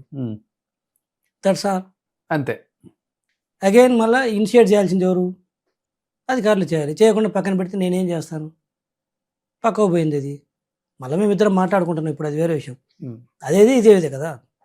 సో నేను అట్లా అంటాను. ఇప్పుడు ఏమవుతుందంటే ఇలాంటివన్నీ అనవసరమైన ముద్రలు మనకి ఎందుకు అంటాను నేను. కానీ మీరు వచ్చిన తర్వాత చాలా మంచి మంచి కార్యక్రమాలకు శ్రీకారం చుట్టాలని చూశారు, చుట్టలేకపోయారు, అది వేరే విషయం అనుకోండి. దాదాపు 2,130 కోట్ల అప్పుల్లో ఉంది ఫైబర్ నెట్. అంటే 6 లక్షల కనెక్షన్సే ఉన్నాయి అంతే కదా. ఇప్పుడు తగ్గిపోయినాయి. మీరు దాదాపు ఒక 50 నుంచి 60 లక్షలకు తీసుకెళ్లాలని చూశారు. అవును. అప్పుడు అంటే ఇప్పుడు జియో కానీ ఎయిర్టెల్ కానీ వీటితో పాటు పోటీ పడాలంటే ఆ రేంజ్కి వెళ్తేనే అది వర్కౌట్ అవుతుంది. రకరకాలుగా చూశారు, కానీ చివరికి చూస్తేనేమో మీరు బలిపశువు అయిపోయారు. బలిపశువు అని చెప్పలేను, కానీ అంటే ఉంటుంది. వాటికంటే కూడా బ్రహ్మాండమైన నెట్వర్క్ ఉంది. ఇప్పుడు ఆటలో అరటిపండు అయిపోయారు కదా సార్. ఆ ఆట మీరు ఆడలేకపోయారు, మీకు చేత కదా అని. మీరు కూడా ఆడొచ్చు, మీకు కూడా లౌక్యం తెలుసు, మీకు కూడా ఆ తెలివితేటలు ఉన్నాయి. అడ్డం తిరిగితే మళ్ళీ వాళ్ళు అసలు అదే చెప్తుంది. కానీ ఆడలేకపోయారు కదా. అనవసరం అనుకున్నాను అంతే. అనవసరం వీళ్ళతోటి ఎందుకు వాళ్ళు ఏమన్నా అడ్డం తిరిగి చేయాలంటే అదేం పెద్ద ఇష్యూ కాదు, కానీ బట్ అనవసరం మనకి. ఇంకా అదేదంటారు చూసావా, రాయేసినట్టు అవుతుంది. రోజు కొట్టుకోవటం అవసరమా నాకు అనిపించింది. అంత మించి ఏం లేదు. ఇంకా సరే మీరు అన్నట్టు అది ఆటలు అరటిపండు అనుకున్నా పర్లేదు, ఇంకోటి అనుకున్నా పర్లేదు, కానీ నాకైతే అనవసరం అనిపించింది. అండ్ ఇంకోటి నేను చెప్తున్నాను, చంద్రబాబు నాయుడు గారు చేసే ప్రయత్నానికి వీళ్ళు కొంత సహకారం ఉంటే నెక్స్ట్ లెవెల్ ఉంటుందండి. వాళ్ళు అస్సలు సహకరించరు, మరి ఎందుకు ఇట్లా తయారవుతారో నాకు అర్థం కావట్లేదు. కానీ వ్యవస్థలో సార్ ఒక 5 to 10% చేస్తేనే ఇలాంటి డెవలప్మెంట్ ఉంది కదా మనకి, భారతదేశం కావచ్చు. నేను ఇదే చెప్తాను, 5% చేస్తేనే. నేను ఆల్వేస్ బిలీవ్ దట్ 5% చేస్తే ఈ డెవలప్మెంట్ నిజంగా కూడా జరుగుతుంది అంతే. ఇంకో విషయం చెప్పిన, ఆ 5% కూడా ఎందుకు అవుతుంది తెలిసిన? ఎందుకు అవుతుంది? అందులో 3% లంచాలు తీసుకొని అవుతుండ్రు, లేకపోతే 2% అవుతుంది. అబ్బా, డబ్బులు ఇస్తున్నారు కాబట్టి కొన్ని పనులు అవుతున్నాయి. డబ్బులు లేకపోతే అది కూడా కాదు. అంటే డబ్బులు లేకుండా మనస్సాక్షిగా పనిచేసేది 2%. ఆ 5లో కూడా 3% డబ్బులు పడుతున్నాయి కాబట్టి పనులు అవుతున్నాయి. డబ్బులు కాబట్టి అవి కూడా కావు. అంటే ఇప్పుడు చెప్పాలంటే నారా చంద్రబాబు నాయుడు గారు లాంటి వాళ్ళు కూడా అడ్మినిస్ట్రేషన్ లో కావచ్చు, ఐటీ డెవలప్మెంట్ లో కావచ్చు, డిసిషన్ మేకింగ్ లో నెంబర్ 1 అంటుంటారు. అలాంటి వ్యక్తికి ఇంకా వ్యవస్థ అనేది సహకరిస్తే ఈవెన్ ఇప్పుడు రాష్ట్రంలో కూడా నేను చెప్తున్నాను, నారా చంద్రబాబు నాయుడు గారికి మా సార్కి ఇమ్మనని చెప్పండి, కొంచెం వ్యవస్థ సహకరించమనండి. వేరే విధంగా పరిగెట్టిస్తారు. అంటే చేసే ఉద్దేశం వాళ్ళకు ఉంది కాబట్టి. చేసే ఉద్దేశం లేనివాడికి ఎవరేం చేయలేరు. అది నేను చెప్పేది. ఇప్పుడు అంతేందుకు, సాక్షాత్తు మీకు గమనిస్తే ఒక 8 నెలల క్రితం 9 నెలల క్రితం తెలంగాణ ముఖ్యమంత్రి రేవంత్ రెడ్డి గారు మాట్లాడలేదా? అవును, ఐఏఎస్ల మీద మాట్లాడారు. ఓపెన్గా మీటింగ్లో మాట్లాడారు కదా. మీరు వెళ్ళాలి, బయటికి వెళ్ళాలి, కలెక్టర్లు వెళ్ళాలి, జిల్లాలకు వెళ్ళాలి, మీరు ఏసీ రూమ్లో కూర్చొని ప్రతిదీ నో చెబుతున్నారు. మళ్ళీ దట్టు ఇక్కడేదో నాకు వ్యక్తిగతంగా వాళ్ళ మీద నాకేదో అక్కడ నా విషయంలో జరిగింది కాబట్టి నేను గడిచితోటో లేకపోతే ఇంకోటి చెప్పట్లేదు. కొంతమంది నాకు ఐఏఎస్లో పరిచయం ఉన్నారు, ఏం జీవి మా మీద ఎట్లా పడిపోతున్నావు. ఉమ్, అప్పుడు మళ్ళా మధ్యలో అంటే ఇక్కడ వ్యక్తుల మీద పట్టం కాదు, ఆ వ్యవస్థలో వాళ్ళకి ఇచ్చిన ఇమ్యూనిటీ. ఉమ్, ఇప్పుడు నేనేమంటే ఒక చిన్న ఎల్డీసీ, ఒక చిన్న క్లర్క్ తప్పు చేస్తే వాడిని ట్రాన్స్ఫర్ చేస్తున్నారు, సస్పెండ్ చేస్తున్నారు. ఈరోజు ఐఏఎస్లు చేసే తప్పులు ఎన్ని ఉన్నాయి, ఐపీఎస్లు ఐఏఎస్లు చేసే తప్పులు ఎన్ని. వాళ్ళకు రాజ్యాంగబద్ధంగా కొంత ఇమ్యూనిటీ ఉంది. దాంతో ఏమంటే వాటి మీద ఎటువంటి చర్యలు ఉన్నట్టు ఎందుకు ఉండవు అంటాను. అతను కూడా ఒక అధికారి కాదు, ఉన్నత స్థాయి అధికారి. తప్పు చేసినప్పుడు ఉన్నత స్థాయి అధికారి అయితే ఏంటి, చిన్న స్థాయి అధికారి అయితే ఏంటి? సీఎం స్థాయి వ్యక్తులే జైలుకి వెళ్తున్నారు కదా. మరి అలాంటప్పుడు మీకు వాళ్ళ మీద చర్యలు ఎందుకు ఉండవు? రెండవది ఒకటి టర్న్ అరౌండ్ టైం, ఒక టైం లిమిట్లో పెట్టి పని చేయించాలి కదా అంటాను. అదే కింద స్థాయి వ్యక్తి ఫైల్, ఒక ఎంఆర్ఓను, ఒక సిఐఓ ఒక ఫైల్ గినం అంటే ఒక ఎంఆర్ఓ గినం త్వరగా మ్యూటేషన్ ప్రాసెస్ ఏ ఉంటే వాళ్ళ డిపార్ట్మెంట్లో ఒక సిఐ ఛార్జ్ షీట్ అయిపోతే పైనుంచి ఎస్పీలు ఫోన్ చేసి లేకపోతే పైనుంచి కలెక్టర్లు ఫోన్ చేసి ఎడాపెడా తిడతారు, నువ్వు ఎందుకు చేయలేదు ఇది అంటారు. అదే కలెక్టర్ దగ్గర నెలల తరబడి సంవత్సరాల తరబడి నుంచి ఫైల్ మూవ్ కాకపోతే అడిగేవాడు లేడు, అడిగే హక్కు ఎవరికి లేదు, అడిగినా కూడా సమాధానం చెప్పాల్సిన అవసరం లేనట్టుంది. చేయకపోతే తీసుకునే చర్యలు లేవు. అదే ఎంఆర్ఓని ఒకసారి అడుగుతారు, రెండుసార్లు అడుగుతారు, మూడోసారి ఏం చేస్తారు? సస్పెండ్ చేసేస్తారు. పోలీసు వాళ్ళని కింద వాళ్ళని వీఆర్కి పంపించేస్తారు, సస్పెండ్ చేస్తారు. అవును. మరి అదే ప్రిన్సిపల్ నీకు ఎందుకు అప్లికేబుల్ కాదంట నేను. అక్కడ ఈ ప్రిన్సిపల్ కింద అప్లై అయితే డెఫినెట్గా పనులు పరిగెడతాయి, వ్యవస్థలో చాలా మార్పులు వస్తాయి. అవును. నువ్వు అరే కలెక్టర్ దగ్గర ఫైల్ వస్తే నిర్ణయం తీసుకుపోతే అది ఎన్ని రోజులు ఉన్నట్టు ఉండాలా? ప్రిన్సిపల్ సెక్రటరీ దగ్గరికి వెళ్ళిందంటే ఇంకంతేనా కథం, అది కోల్డ్ స్టోరేజ్ అయినా. మంత్రులు ఫోన్ చేసిన, ముఖ్యమంత్రి గారు ఫోన్ చేసిన సాక్షాత్గా దాన్ని క్లియర్ చేయమన్నా కూడా చేయరా? ముఖ్యమంత్రి గారు, నేను చెప్పేది మంత్రులు పక్కన పెట్టు, డైరెక్ట్గా ఇన్వాల్వ్ అయ్యి దాన్ని త్వరగా క్లియర్ చేయండి. నేను ఇదేదో నేను దగ్గరుండి చూసి చెప్తుంది కాదు. ముఖ్యమంత్రిగా మా చంద్రబాబు నాయుడు గారు ఎన్నిసార్లు మీటింగ్లో పెట్టి చెప్పలేదు మీరు ఫైల్స్ క్లియర్ చేయట్లేదు, మరి పేరుకుపోతుండే ఎందుకు చేయరని. టైం బౌండ్స్ పెడుతుండు, చేయట్లేదు. కానీ టైం బౌండ్ పెట్టి చేయకపోతే చర్యలు ఏంటి? లేదు అంటే లేదా లాలో కూడా లేదండి, లేదు. అందుకే ఆ ఇమ్యూనిటీ ఉంది వాళ్ళకి. వరస్ట్ కేసులు ఏమవుతుందంటే నాన్ ఫోకల్ పోస్టులు ఇస్తారు వాళ్ళని. అంటే మంచిగా ఒక పెద్ద పోర్ట్ఫోలియోని తీసుకెళ్ళి చిన్న దాంట్లో వేస్తారు, బదిలీ చేయొచ్చు, అంతే. బదిలీ చేస్తారు. వాళ్ళకి అనుకూలంగా ఉన్న వాళ్ళు తీసుకొచ్చి చేసుకుంటారు, అంతేనా? అనుకూలమని కాదు, అంటే ఒకవేళ చర్యలు తీసుకోవాలంటే ఈ కాంటెక్స్ట్ అని చెప్పేది. అంతకు మించి ఇంకా చేసేది ఏం లేదు. దానికి వాళ్ళు ఏమవుతారు? భయపడట్లేదు. ఓకే వేసుకొని కొన్ని రోజులు ఎంజాయ్ చేసింది దీన్ని, కొన్ని రోజులు ఆడుంటాము. అప్పుడు మీరు అన్నట్టు మాకు అనుకూలమైన వాడు వచ్చినప్పుడు ఎవరన్నా అప్పుడు మళ్ళీ మేము ఫోకల్ పోస్ట్లోకి వస్తాం అనేది ధీమా వచ్చేసింది. ఇంకా ఓకే. లేకపోతే వాళ్ళకి జరగంది ఏముంది? అక్కడ ఉన్నా కూడా అదే శాలరీ, అదే పర్క్విజిట్స్, అవే ప్రోటోకాల్ అందుతుంది. ఇక్కడ ఉన్న అదే ఒకటి. సో చెప్పాలంటే బ్రిటిష్ వాళ్ళు పరిపాలించిన పాలన అని చెప్పుకోవచ్చు. అదే వాళ్ళు తెచ్చిందే కదా, వాళ్ళు తెచ్చింది. వాళ్ళకి ఏంటంటే ఆ రోజు వాళ్ళకి అనుకూలంగా పెట్టుకున్నారు, అది మనం అమెండ్ చేసుకోకుండా అట్టే కూర్చున్నాం. లేకపోతే ఏంటంటే ముఖ్యమంత్రి గారి స్థాయి వ్యక్తి ఫోన్ చేసి ఫైల్ క్లియర్ చేయమంటే వినకపోతే, మంత్రి చెప్తే వినకపోతే ఇంకెప్పుడు అవ్వాలి? ఈరోజు ఎమ్మెల్యేలు పోతే కలెక్టర్ దగ్గర చేతులు కట్టుకొని నిలబడాలా? ఎమ్మెల్యే ర్యాంక్ ఏంటి, కలెక్టర్ ర్యాంక్ ఏంటి? చూసారు అవన్నీ కళ్ళతో. మరి భయపడాల్సిన అవసరం ఏంది? సో దానివల్ల ఏమవుతుంటే డ్రాగ్ అయిపోతుంది. చెప్పాలంటే విరక్తి అనుకోండి, ఆటలు ఆడిపోండి అనుకుంటే మీరు ఏదన్నా పెట్టుకోండి. వెక్స్ అయిపోయారు అన్ని రకాల. Time waste. చాలా లేట్ తెలుసుకున్నారు కదా. త్వరగా తెలుసుకున్న లేట్ కాదు. కానీ పార్టీ బాగా డిఫెన్స్ లో ఉన్నప్పుడు బాగా ఫైట్ చేశారు. అంటే ఏ టీవీ డిబేట్ లో చూసినా కానీ జీవీ రెడ్డి అనే వ్యక్తి లేకుండా డిబేట్ లేదు. అంటే ప్రజా వ్యతిరేకత మీద బాగా మాట్లాడారు. ఎందుకంటే చదువు ఉంది, సబ్జెక్ట్ మీద అవగాహన ఉంది, అడ్వకేట్, అటు పక్క లా ప్రకారంగా కూడా మాట్లాడవచ్చు, అన్ని రకాలు ఉంది. కాబట్టి పార్టీకి నిజంగా చెప్పాలంటే ఒక వెన్నెముకలాగా నిలబడ్డారు. ఒక రకంగా చెప్పాలంటే ఈరోజు ఏమైపోయిందంటే పార్టీ కోసం నిలబడ్డ వాళ్ళకన్నా కూడా సూట్ కేసులతో వచ్చిన వాళ్ళకే ప్రాముఖ్యత ఎక్కువ ఇస్తుంది ఏ పార్టీ అయినా. టీడీపీ గురించి చెప్పట్లేదు. నిండుగా నింపుకొని వచ్చావా, పోయేటప్పుడు నిండుగా నింపుకొని వెళ్ళిపోయావా అనేది నడుస్తుంది ఇక్కడ. చెప్పాలంటే అందరూ వాళ్ళే కదా ఉంది. జెండా మోసినోడు లేడు, చెమట వచ్చి తిరిగి ఓట్లు వేయండి మా పార్టీని గెలిపించండి అన్నోడు లేడు, పదవులు లేవు, మొత్తం కొత్తగా వచ్చిన బ్యాచ్లకి ఇప్పుడు. ఇవన్నీ చూసినప్పుడు కూడా ఇంకా రాజకీయాలు అవసరమా అనిపించే వాళ్ళు, అంటే మీలాగా రాజకీయం మనకు అవసరమా అనిపించిన వాళ్ళు ఉన్నారు. ఈ రాజకీయమే కదా మాకు కావాల్సింది, డబ్బే కదా ముఖ్యం అనుకునే వాళ్ళు కూడా ఉన్నారు. కానీ వ్యవస్థలో మీలాంటి వాళ్ళు లేకపోతే దీని పర్సంటేజ్ ఎక్కువైపోయి రాష్ట్రాల అభివృద్ధి అవ్వవు, అన్ఎంప్లాయ్మెంట్ ఉంటుంది, ఎటువంటి ఎక్కడ వేసినా అక్కడే ఉంటుంది. మీరు చెప్పినట్లుగానే ఫైల్ మూవ్మెంట్ అంటారా, మీలాంటి మాట్లాడే వాళ్ళు వ్యక్తులు లేకపోతే ఎక్కడి నుంచి జరుగుతుంది వ్యవస్థ అనేది, ఇప్పుడు ఎట్లా మీరు ముందుకు అన్నట్టు వెళ్తుంది?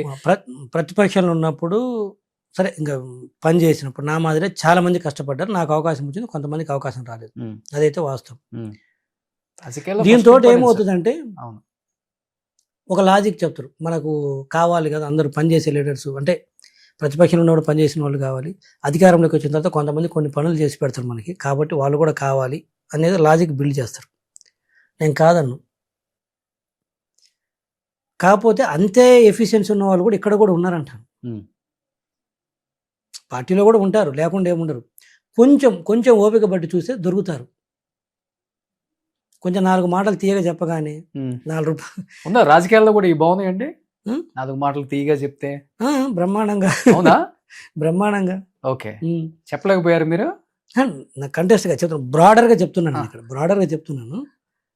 ఆ పరిస్థితికి వస్తే దీనివల్ల ఏమవుతుంటే క్యాడర్ డిమోరలైజ్ అవుతారు. పలానా వ్యక్తి అరే ఇంత కష్టపడ్డాడు, కళ్ళ ముందు అందరికీ తెలుసు, ఈ రోజు తన పరిస్థితి ఏంటి, తనకే ఇలాంటి పరిస్థితి ఉంటే నా పరిస్థితి ఏంటి అనేది ఊహించుకొని వాడు ఎన్నికకి వెళ్తాడు.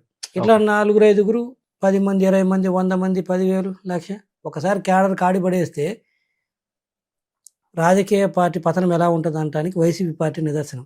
ఓకే, ఎక్కడ ప్రపంచంలో 151 సీట్లు వచ్చిన పార్టీ ఏంటి? 52 సంవత్సరాలు ఉన్న జగన్మోహన్ రెడ్డి విపరీతంగా డబ్బులు ఉండి, అంటే పార్టీ నడపడానికి వయస్సు ఉండి, మాస్ ఫాలోయింగ్ ఫాలోయింగ్ ఉండి 11 సీట్లో పడిపోయిందంటే ఏంటి రీజను? క్యాడర్ కాడి పడేశారు. This same principle applicable to TDP also. అది బీజేపీకైనా, కాంగ్రెస్కైనా, ఇంకొక ఎక్స్కైనా ఎవరు అతిథులు కాదు దీనికి. ఎవరు అతిథులు కాదు. క్యాడర్ను నెగ్లెక్ట్ చేసిన ఏ పార్టీ బతికి బట్ట కట్టదు. వాళ్ళలాగే వీళ్ళు అరెస్టులు, వాళ్ళలాగే వీళ్ళు వేధింపులు, నాయకులను కావచ్చు, కార్యకర్తలను కావచ్చు, అన్ని రకాలుగా వాళ్ళకన్నా వీళ్ళేం పెద్ద తీసేసే విధంగా లేదు. వీళ్ళు కూడా డబుల్ డిగ్రీ చేశారు దీంట్లో అనేది మాట వచ్చేసింది. ఇప్పుడు రేపు వీళ్ళు వచ్చినా కానీ మేము వీళ్ళు రాకముందే మేము రేపు ఇంతకన్నా టూ మచ్ చేస్తాము, రప్ప ఏదేదో చెప్తున్నారు. అసలు ఒక్కొక్కసారి అనిపిస్తుంటుంది వీళ్ళ స్టేట్మెంట్లు ఈ పార్టీలను చూసినప్పుడు, వీళ్ళక మనం ఓట్లేసి గెలిపిస్తుంది, వీళ్ళ మనం పరిపాలించే వాళ్ళు. ఇప్పుడు నిన్న అంబటి రాంబాబు గారు ఒక అత్యంత క్షమించరనేటువంటి మాటలు మాట్లాడారు చంద్రబాబు నాయుడు గారి మీద. ఆ వ్యక్తికి ఇంత కూడా కించెత్తు కూడా లేదు, మళ్ళీ బయటికి 2 సార్లు జైలుకి పోయొచ్చు కూడా నేను తగ్గాను అంటున్నాడు. అంటే ఏమనాలి ఇంకా? అంటే ఒక మాజీ మంత్రి ఆ వయసులో ఉన్న వ్యక్తి ఆ మాట మాట్లాడి దాని పశ్చాత్తాప పడకుండా మళ్ళీ వచ్చి నేను తగ్గానంటే ఇంకా మిగతా వాళ్ళు ఏం నేర్చుకుంటారు? అదేమి యాక్సిడెంటల్గా మాట్లాడింది కాదు. చంద్రబాబు నాయుడు గారి మీద ఉద్దేశపూర్వకంగా మాట్లాడి తర్వాత నా ఉద్దేశం అది కాదని మళ్ళీ బయటకు వచ్చిన తర్వాత మాట్లాడితే మీరు అన్నారు చూసావా, అవును, రప్ప కావచ్చు, లేకపోతే వీళ్ళు ఇట్లా కొంతమంది ఆ పార్టీలో, కొంతమంది ఈ పార్టీలో, అవును, ఇలా స్పాయిలర్స్ మొత్తం ఉండరు. ఆ పార్టీలు ఈ పార్టీలో కొంతమంది చాలు, బట్ ఆ పార్టీకి ఆ ముద్ర పట్టడానికి ఆ 4 చాలు, ఈ పార్టీకి ఈ ముద్ర పట్టడానికి ఈ 4 చాలు. అదే మొత్తం అవుతుంది. ఇప్పుడు ఏమవుతుంది, అలాంటి సీనియర్ పర్సన్స్ కూడా ఇదంత అడ్డగోలుగా మాట్లాడితే ఇక అదే కరెక్ట్ అనుకుంటున్నారు. పార్టీ అధినాయకత్వం కూడా అలాంటి వాళ్ళకే అవకాశం ఇస్తున్నారు. ఓహో ఇలా మాట్లాడితే ఇలా అవకాశాలు వస్తాయా, గమ్మున ఉంటే అవకాశాలు రావా, అందుకని మనం కూడా మాట్లాడదాం. ఇంకా లకారాలు గికారాలు మొత్తం ఎంత ఎక్కువ మాట్లాడితే అంత అన్నట్టు తయారైంది. ఎందుకు ఫుల్ స్టాప్ బెటర్ అంటాను నేను. ఎవరొకరు ఫుల్ స్టాప్ పెట్టాలి కదా. నేను ఒక స్టేట్మెంట్ చూశానండి, ఏబిఎన్ ఆంధ్రజ్యోతి ఆర్కే గద్ద అంటూ డొక్క మాణిక్ ఆయన ప్రసాద్ గారు, చంద్రబాబు నాయుడిని టీడీపీ పార్టీని ఎంత తిడితే అంత మంచి పదవి ఇస్తాము, అంటే కమ్మ అంటే కులాన్ని కావచ్చు లేకపోతే ఆ పార్టీని కావచ్చు వ్యతిరేకించాలి, ఇష్టానికి మాట్లాడాలి, మేము ఇచ్చే డైరెక్షన్స్ ప్రకారం వెళ్తే నీకు ఈ పదవులు అని చెప్పి సజ్జల గారి డైరెక్షన్ జగన్ గారు మరీ చెప్పమన్నారని చెప్పి ఆయన మీద చెప్తున్నారు. ఏంటి ఒక సీనియర్ నాయకుడు, మరి వాళ్ళ ఇంటర్నల్ ఏముందో మనకు తెలియదు. చూడండి అసలు ఎంత దూరం వెళ్ళిపోయినాయి రాజకీయాలు చూస్తుంటే. కొన్ని చెప్తున్నా కదా ఎవరో ఒకరు ఆపాలి, కానీ అన్ఫార్చునేట్లీ ఎవరు ఆపట్లేదు. నువ్వు 1 అంటే నేను 2, నేను 2 అంటే నువ్వు 3.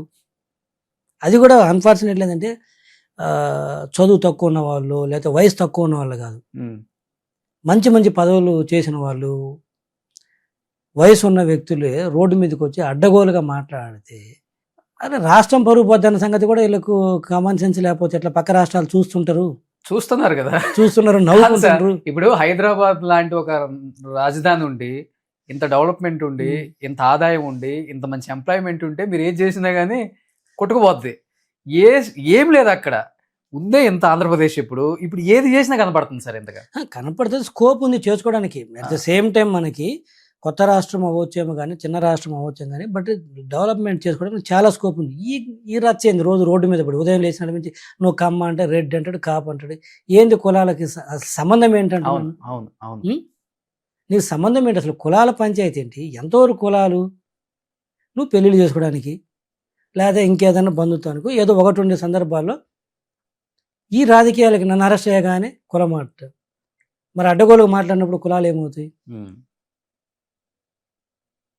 లేకపోతే ఇంకోటి బాధ కలగానే కులం అడ్డం వస్తుంది. బాధ లేనప్పుడు నీ కుల పనికి నువ్వు కూడా దగ్గరికి రానివ్వు. మళ్ళీ ఈ సోకాళ్ళు వీళ్ళు మాట్లాడేవాళ్ళు కూడా వాడు మళ్ళీ డబ్బులు సంపాదించుకోవాలంటే మాత్రం ఇర్రెస్పెక్టివ్ ఆఫ్ ద ఏ కులంతో సంబంధం లేదు. వాడు పోయి మళ్ళీ ఎవడైతే డబ్బులు సంపాదించుకోవడానికి అవకాశం ఇస్తాడో, ఎవరైతే పదవులు పెట్టడానికి అవకాశం ఇస్తాడో వాళ్ళతో పోయి చేతులు కలుపుతాడు. బాధ కలిగిన మాత్రం రండ్రా మన కులపోళ్ళు చూస్తే ఎవరు ఉన్నాడు. ఇంత మరీ దిగదారి. ఎక్కువ మాట్లాడామనుకో దేశ ద్రోహం కింద మళ్ళీ అదే ఒక సబ్జెక్ట్ కేసులు. మరి అంటే మరి టూ మచ్ స్టూప్ డౌన్ అవుతున్నాడు. నేనేంటంటే రాజకీయాల్లో కొన్ని కులాల ప్రస్తావన లేకుండా చేయలేం. బట్ అది ఎంతవరకు అంటే దానికి ఒక లిమిట్ ఉంటుంది. అవును, అంతవరకు యూజ్ చేసుకోండి. ప్రతిదానికి కుల కార్డేనా? కానీ ఇప్పుడు రాజకీయాలకి ఇంక ఫుల్ స్టాప్ ఏంటంటే ఈ పరిస్థితుల్లో ఏం చేస్తాం చూడండి. నా ప్రాక్టీస్ ఎందుకంటే రాగానే వైసీపీ వెళ్తే ఇంకా జీవీ రెడ్డి గారిని లాగేయాలనే ప్రయత్నం గట్టిగా చేసింది. జగన్మోహన్ రెడ్డి తర్వాత జీవీ రెడ్డి అంటున్నారు పార్టీలో కూడా. అది మీ దగ్గరకు వచ్చారంటే పెద్ద పెద్ద అడిగారు రమ్మని, కామనే కదా అడిగారు. అసలు ఏ రాజకీయాలంటే ఇంట్రెస్ట్ లేదని చెప్పాను కాబట్టి ఇంకా వదిలేశారు అంతే. అంటే ఒకటి ఇంకా రాజకీయాల్లోకి వెళ్ళడం జరిగితే ఏం ఆశించకుండా, అంటే పదవులు కానీ ఒకవేళ పదవి వచ్చినా కూడా ఏ పని చేయకుండా, if you want really enjoy that power అంటే వెళ్ళొచ్చు. ఎప్పుడు వెళ్ళాలంటే మనం శుభ్రంగా మన ప్రాక్టీస్లోనో లేకపోతే మన వృత్తిలోనో బాగా కంఫర్ట్గా సంపాదించుకొని. సంపాదించలేదు ఇప్పుడు ఏం అసలుకి ఓకే. ఇది అంటే సంపాదన అంటే ఏ మూల సరిపోతుంది అంటున్నాను. నెలకి 25-30 లక్షలు రెంట్లే జీతాలు రెంట్లే కడుతున్నారని విన్నా నేను. అది ఉంది కదా ఆఫీస్, ఇదంతా ఎస్టాబ్లిష్మెంట్ చూస్తున్నారు కదా. నెలకు 25-30 కోట్లు వస్తుంది కదా, ఇది చేయగలం మనం. అట్లేదు, ఓకే నడుస్తుంది, ఓకే కంఫర్ట్గా ఉంది, ఇబ్బంది ఏం లేదు. Okay okay. కానీ ఇంక తర్వాత చంద్రబాబు నాయుడు గారు మాట్లాడటం కానీ, లోకేష్ గారు మాట్లాడటం కానీ, అయింది జీవీ రెడ్డి వచ్చేయి, మంచి అవకాశం ఉంది, ఏజ్ ఉంది, సో తర్వాత లోకేష్ నాయకత్వంలో మంచి అవకాశం ఉంటుంది, ఇలాంటి ఏం చెప్పలేదా మీకు? ఏం లేదు, పార్టీ నుంచి అటువంటి పిలుపు ఏం లేదు. బాధ అయితే ఉంది కొంచెం. ఇంకా no regrets. Happened is happened, no regrets, no comment అని చేయకూడదు కూడా. అది కరెక్ట్ కూడా కాదు. అది ఎవరికి ఉండే ఇబ్బందులు వాళ్ళకు ఉంటాయి అంతే. ఇంకా కానీ పెద్ద ఆయనకు ఉండే నాయకత్వ లక్షణాలు నచ్చుతాయా మీకు, లేకపోతే లోకేష్ గారికి ఉండే నాయకత్వ లక్షణాలు? ఈ విషయంలో డెఫినెట్ గా ఉంటుంది కదా, ఆయన చూశారు దగ్గర. అట్లా అంటారా? ఇప్పుడు ఈయన ఇంకా వెరీ ఎర్లీ స్టేజ్ లో ఉన్నారు. ఆయన చంద్రబాబు నాయుడు గారు వచ్చేసరికి ఇదే ఏజ్ లో ఆయన చాలా మెచ్యూర్డ్గా ఉన్నారు. ఇప్పుడు లోకేష్ గారికి ఉన్న ఏజ్ లో చంద్రబాబు నాయుడు గారు దాదాపు ముఖ్యమంత్రి అయ్యారు. అవును సార్, ఆయన పుట్టిన పరిస్థితులు, ఆయన బ్యాక్గ్రౌండ్ వేరు, ఈయన బ్యాక్గ్రౌండ్ వేరు. ఈయనేమో మంచి హైలీ ఎడ్యుకేటెడ్ లోకేష్ గారు, అంటే ఫారిన్లో చదివి వచ్చాడు. చంద్రబాబు నాయుడు గారు వచ్చేసరికి విలేజ్ బ్యాక్గ్రౌండ్ నుంచి వచ్చారు. కొంత విలేజ్ బ్యాక్గ్రౌండ్ నుంచి వచ్చారు కాబట్టి గ్రౌండ్ పాలిటిక్స్ చూసి వచ్చాడు కాబట్టి ఆ మెచ్యూరిటీ లెవెల్స్ డిఫరెంట్. ఓకే. ఇతను ఏంటంటే గ్రౌండ్ పాలిటిక్స్ చూడలేదు, ఇతని మెచ్యూరిటీ లెవెల్స్ వేరు. అందుకని చెప్పేసి కంపేర్ చేసి ఎక్కువ తక్కువ అని చెప్పలేం. ఎవరు వచ్చిన నేపథ్యాన్ని బట్టి ఆ మెచ్యూరిటీ లెవెల్స్ కావచ్చు, ఆ లీడర్షిప్ క్వాలిటీస్ ఉంటాయి. బట్ బ్రాడర్గా చెప్పాలంటే నేను ఆల్వేస్ అన్డౌటెడ్లీ చంద్రబాబు నాయుడు గారు. కానీ చెప్తే అంటే బయట పార్టీ అధికారంలోకి వచ్చిన తర్వాత లోకేష్ గారు పాదయాత్ర తర్వాత పార్టీ బాగా బలోపేతమైంది. ఇన్ కేస్ కూటమి కూడా కలిసి ఉండకపోతే జనసేన కావచ్చు, బీజేపీ కావచ్చు, పార్టీ అధికారంలోకి వచ్చే అవకాశం చాలా ఉన్నాయి. 120 నుంచి 130 సీట్లు డెఫినెట్గా. కానీ అనుకోని పరిస్థితుల్లో కలిశారు అనేది మాత్రం వినపడుతుంటుంది. బట్ మీకేమన్నా అనిపించిందండి? నేను కూడా చాలాసార్లు చెప్పాను కూడా, అనిపించడం కాదు, కేడర్లో ఊపు వచ్చిందిలే పాదయాత్ర వల్ల. చాలా చాలా అందులో డౌట్ ఏముంది, ఆయన కాంట్రిబ్యూషన్ అసలు ఇంకా 100% అతని కాంట్రిబ్యూషన్ తీసేయలేంది అసలు. పాదయాత్ర ద్వారా కావచ్చు, తర్వాత తను పార్టీకి లోకేష్ గారు బ్యాక్ ఎండ్లో చేసిన వర్క్ కావచ్చు, ఇవన్నీ అన్డౌటెడ్లీ. ఆ మాట కూడా నేను చాలాసార్లు మేము డిస్కస్ చేసాం కూడా. మనకు పొత్తు అవసరం లేకపోయినా కూడా, బట్ సీట్లు చెప్పలేం కానీ డెఫినెట్గా అయితే అధికారంలోకి వస్తాం. టీడీపీ ఇట్ సెల్ఫ్ పోటీ చేసినా కూడా వస్తాము అధికారంలోకి అని నేను ఓపెన్ చెప్పాలంటే మా సార్తో కూడా ఓపెన్ కాల్లో అంటే మీకు తెలియదులే జీవీ రెడ్డి రాజకీయాలు తెలియదులే అట్లా కాదులే కావాలని చెప్పారు. అంటే స్ట్రాంగ్గా కూడా నేను అప్పుడు 2-3 సార్లు చెప్పడం జరిగింది. ఓకే, కానీ ఎందుకులే మళ్ళీ ఒక రిస్క్ తీసుకోకూడదని కాదు, రిస్క్ అని కూడా కాదులే, కానీ సమ్ అరేంజ్మెంట్స్ ఉంటాయి అంతే. ముందు ఒప్పుకోవడమో ప్రామిస్లో ఏదని కాదు, రిస్క్ అని కాదు, ఎందుకంటే క్లియర్ కనపడుతుంది కదా. ఓకే, క్లియర్ కనపడుతుంది. సో అందుకని చెప్పేసి అదేం లేదు. కానీ 2027 లొకేషన్ సీఎం చేసి సెంట్రల్లోకి చంద్రబాబు నాయుడు గారు వెళ్ళే అవకాశం ఎక్కువ కనపడుతుంది.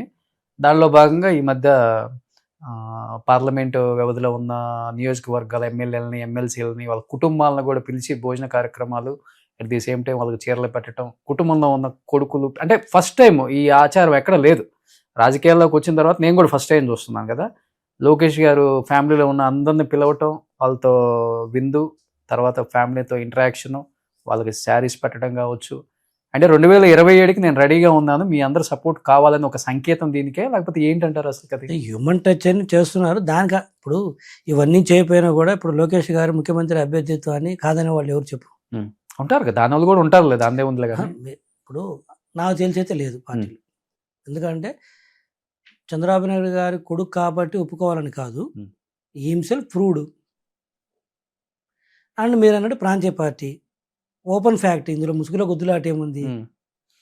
ఇప్పుడు ప్రాంతీయ పార్టీ తర్వాత కొడుకు వస్తాడు, సబ్జెక్టు ప్రూవ్ చేసుకున్నాడు. ఒకవేళ ప్రూవ్ చేసుకోలేకపోతే తండ్రి తర్వాత కొడుకు అయినంత మాత్రం అప్పుడు ఒప్పుకోరు. ఓకే, ప్రూవ్ చేసుకున్నప్పుడు బై డిఫాల్ట్ అంతే. అది ఒకళ్ళిద్దరు ఒప్పుకరా. ఇప్పుడు హ్యూమన్ టచ్ అని చెప్పేసి చీరలు పెట్టి భోజనాలు పెట్టి ఇన్ని చేసిన కూడా ఒప్పుకునేవాడు ఒప్పుకొని ఉంటాడు. ఉండే పర్సన్స్ ఉంటారు ఒప్పుకునే వాళ్ళు. ఓకే, ఇవన్నీ చేయకపోయినా కూడా ఒప్పుకునే వాళ్ళు ఉంటారు. ఇవన్నీ చేసినా కూడా ఒప్పుకునేవాడు ఉంటాడు. ఓకే, చేసినా కూడా. సో అందుకని అది కాదు. బట్ తను పార్ట్ ఆఫ్ లీడర్షిప్లో హ్యూమన్ టచ్ అని చెప్పేసి కొంత డెవలప్ చేసుకుంటే నథింగ్ రాంగ్ ఇన్ దట్. మంచి ఆచారం, నథింగ్ రాంగ్ ఇన్ దట్. అంటే ఎవరు చేయలే, ఏ నాయకుడు కూడా. చెప్పాలంటే గత ప్రభుత్వంలో అసలు ఎమ్మెల్యేలకు అపాయింట్మెంట్లు లేవు అనేది ఉంది కదా.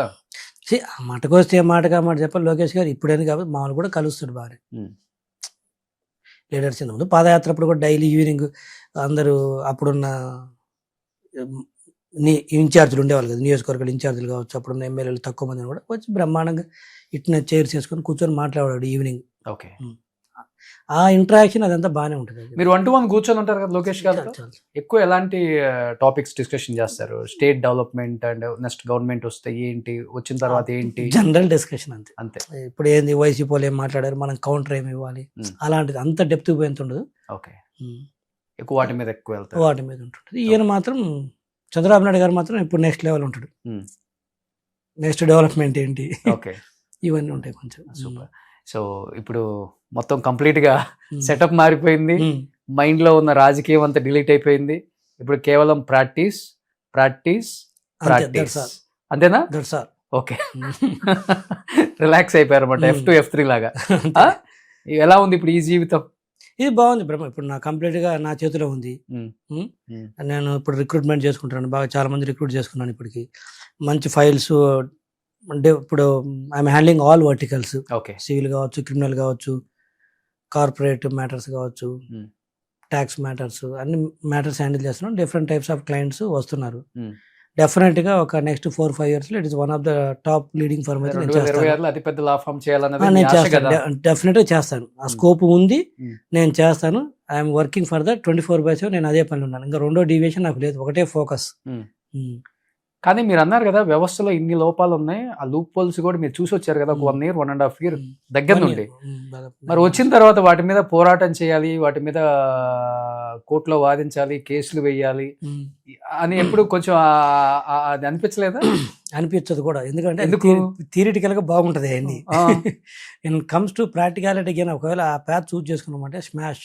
ఎందుకని అంటే కావు, అదొక పార్టే కదా, అది వెళ్ళిపోతూ ఉంటుంది. అంత ఈజీ కాదు థింగ్స్. చెప్పే కదా, మనం లోపల ఉండే చేయలేనప్పుడు ఇంకా బయట ఉండి ఏం చేస్తాం. ప్రాక్టికల్గా ఇవన్నీ థియరిటికల్గా బాగుంటుంది, లెఫ్ట్ ఓరియంటెడ్గా కొంచెం థింకింగ్ అన్నట్టు ఉంటుంది, లేకపోతే థియరిటికల్గా బాగుంటుంది. కానీ బట్ ప్రాక్టికల్గా నేల విడిచి సాము చేయకూడదు. ఓకే, అంటే మీ వృత్తిలోకి వస్తే ఇలా, వాళ్ళ వృత్తిలో ఉంటే అలా. అట్లా ఒకటి చెప్పండి జీవీ రెడ్డి గారు, మనస్సాక్షిగా గుండె మీద చేసుకొని చెప్పండి. ఇప్పుడు ఒక కేసు వాదించాలన్నా, లేకపోతే ఒక కేసును తీసుకోవాలన్నా కోర్టులలో సంవత్సరాల తరబడి, అదేమన్నంటేనేమో జడ్జెస్ లేరంటారు, లేకపోతే ఏదేదో చెప్తారు రీజన్స్. మీ వ్యవస్థలో ఒక కేసు 5-6 సంవత్సరాలు కూడా నడుపుతారు, జడ్జిమెంట్ రాదు. కానీ ఈ వ్యవస్థలకు వచ్చేసరికి ఇన్ని లోపాలు చూపించారు కదా, మీ వ్యవస్థలు ఇంతకన్నా డబల్ ఉన్నాయి కదా. నేను చెప్పేది నా బతుకు తెరుగు గురించి నేను చెప్తుంది డిఫరెన్స్ చెప్తాను. ఇందా చెప్పింది నాకు అది అనవసరం, చాలా డిప్లొమాటిక్ ఆన్సర్స్ ఇస్తారు. క్లియర్ చెప్పాను. ఇందాక నేను చెప్పింది ఏంటంటే అది నా బతుకు తెరుగు. ఏది ఇలాంటివన్నీ పట్టుకొని తిరిగితే అక్కడ నేను పార్టీ అక్కడ అధికారంలో ఉన్నాను, పదవి తీసుకున్నాను. పదవి తీసుకున్నప్పుడు పని చేయాలి. ఎక్కడ ఏ పదవి లేదు అంటే నాకు సంబంధం లేదు. బట్ బీయింగ్ రెస్పాన్సిబుల్ సిటిజన్ గా నువ్వు స్పందించొద్దా అంటే అవన్నీ కాకమ్మ కథలు వింటానికి బాగానే ఉంటాయి. ముందు నా బతుకు తిరిగిపోయి రోడ్డున పడితే రేపు ఎవరు రాడు. సో ఇక్కడైనా అక్కడైనా ఎక్కడైనా అది మామూలే. ఇక్కడ ఏంటంటే నేను ఇండిపెండెంట్ ప్రొఫెషనల్ కాబట్టి ముందు నేను ఎలా బతకాలి, ముందు నా కడుపు నిండితే నేను ఏదైనా ఆలోచిస్తాను. కడుపు నిండకుండా చేస్తే రోడ్డున పడతాం. ఓకే. సో అక్కడ ఏంటంటే నేను పదవిలో ఉన్నాను కాబట్టి డెఫినెట్గా అవ్వాలని కోరుకున్నాను, ప్రయత్నించాను చేయడానికి, కాలేదు. ఓకే. ఇక్కడ కూడా నేను క్లయింట్కి న్యాయం చేయడానికి ట్రై చేస్తాను. నా స్కోప్ అంతవరకు, అంతకు మించి నేను ఎక్కువ మాట్లాడితే ఒకటేమో అయితే రోడ్డున పడతా, లేకపోతే ఈడు చేదస్తపోడు అంటారు. అసలు చిన్న తేడా ఉంది దానికి, మీరు గమనించాలి. అంతేగాని అదేం కాంట్రడిక్షన్ కాదు. అక్కడ ఉన్నా కాబట్టి ఎట్లా, ఇక్కడ ఉన్నా కాబట్టి పట్టించుకోవట్లేదని కాదు. అక్కడ పదవి ఉంది, ఇదేం కాంట్రడిక్టరీ కాదు, లేకపోతే ఇంకోటి కాదు, ఇది రియాలిటీ ఇది అంటాను. అంటే పదవి కూడా పెద్ద గొప్ప పదవి అని చెప్పుకోకూడదు. మీకు చెప్పాలంటే ఒక ఎమ్మెల్యేలు, ఒక మినిస్టరు, ఒక ఎంపీ ఇలాంటి వాళ్ళు రాజీనామా చేసి అధికారంలో ఉన్నప్పుడు బయటకు వస్తే ఇంత పెద్ద ఎత్తున మాట్లాడుకుంటారు జనం. అలాంటి మీద ఒక చైర్మన్ పదవికి రాజీనామా చేస్తే చాలా పెద్ద డిస్కషన్ జరిగింది. క్యాడర్, టీడీపీ క్యాడర్ మొత్తం ఆల్మోస్ట్ స్పందించారు. ఆ విషయంలో నేను I must thanks to the TDP cadre. అంటే అంత బాగా ఓన్ చేసుకున్నారు. అదే నేను ఏమంటున్నానంటే కులాలని, కానీ ఇక్కడే నేను చెప్తున్నాను, మరి ఎక్కడ ఉన్నాయి కులాలు? ఇప్పుడు ఓపెన్ ఫ్యాక్ట్ కదా, ఇంత నన్ను ఓన్ చేసుకోవాల్సిన అవసరం లేదు కదా. అప్పుడే కదా ఈ రోజు కూడా నాకు బ్రహ్మాండంగా ఓన్ చేసుకుంటున్నారు. అంటే ఇవన్నీ అవసరాల దృష్టి కులాల తప్పితే నిజంగా పనిచేసేవాడు కులాలు ఉండవు. జెన్యూన్గా పనిచేస్తే ఎవరైనా ఆదరిస్తారు. ఇదంతా నాన్ సెన్స్. ఇప్పటికైనా మన రాష్ట్రంలో కులాల కుంపటి పక్కన పెట్టి కాసేపు పని చేసుకుంటే బాగుంటది. ఇవన్నీ చూడు, ఏ కుల పోలు ఉన్నారు అందరూ. అవును, అన్ని రకాల వాళ్ళు ఉన్నారు, అందరు ఉన్నారు. మరి కానీ వ్యవస్థలో ఉన్న లూప్ పోల్స్ కావచ్చు, చట్టాలను చుట్టాలుగా చేసుకొని రకరకాల, అంటే తప్పును కూడా ఇది తప్పు కాదు ఒప్పు అని మన చేత అనిపించే స్థాయికి వచ్చేసింది కదా. ఏమనిపిస్తుంది యాజ్ అడ్వకేట్ గా? ఇవన్నీ తప్పని మీకు తెలుసు, కానీ తప్పదు అంటున్నాను. ఓపెన్ ఇప్పుడు ఏది తెలియంది కాదు. ఇప్పుడు ఒక కేసు బ్రీఫ్ తీసుకున్నప్పుడే ఇతను తప్పు చేశాడు లేదని చాలా వరకు అర్థమవుతుంది.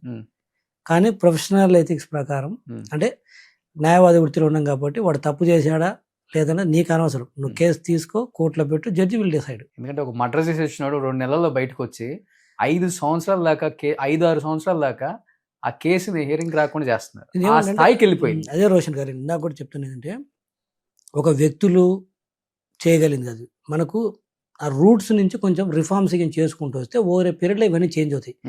ఓవర్ నైట్లో ఒక వ్యక్తి, ఒక జీవీ రెడ్డో లేకపోతే ఒక రోషన్ గారో లేకపోతే ఇంకో మా చంద్రబాబు నాయుడు గారు లాంటి వ్యక్తులు వచ్చి ఎంత అనుకున్నా కూడా మారవు. నీకు సిస్టంలో చేంజ్ చేసుకుంటేనే చేంజెస్ వస్తుందని నేను స్ట్రాంగ్గా నమ్ముతాను. ఇప్పుడు బ్రిటిష్ హయాం నాటి చట్టాలు ఇప్పటికి ఉన్నాయి, అదే రూల్స్ ఉన్నాయి. మీకు అర్థమవుతుంది చెప్తుంది.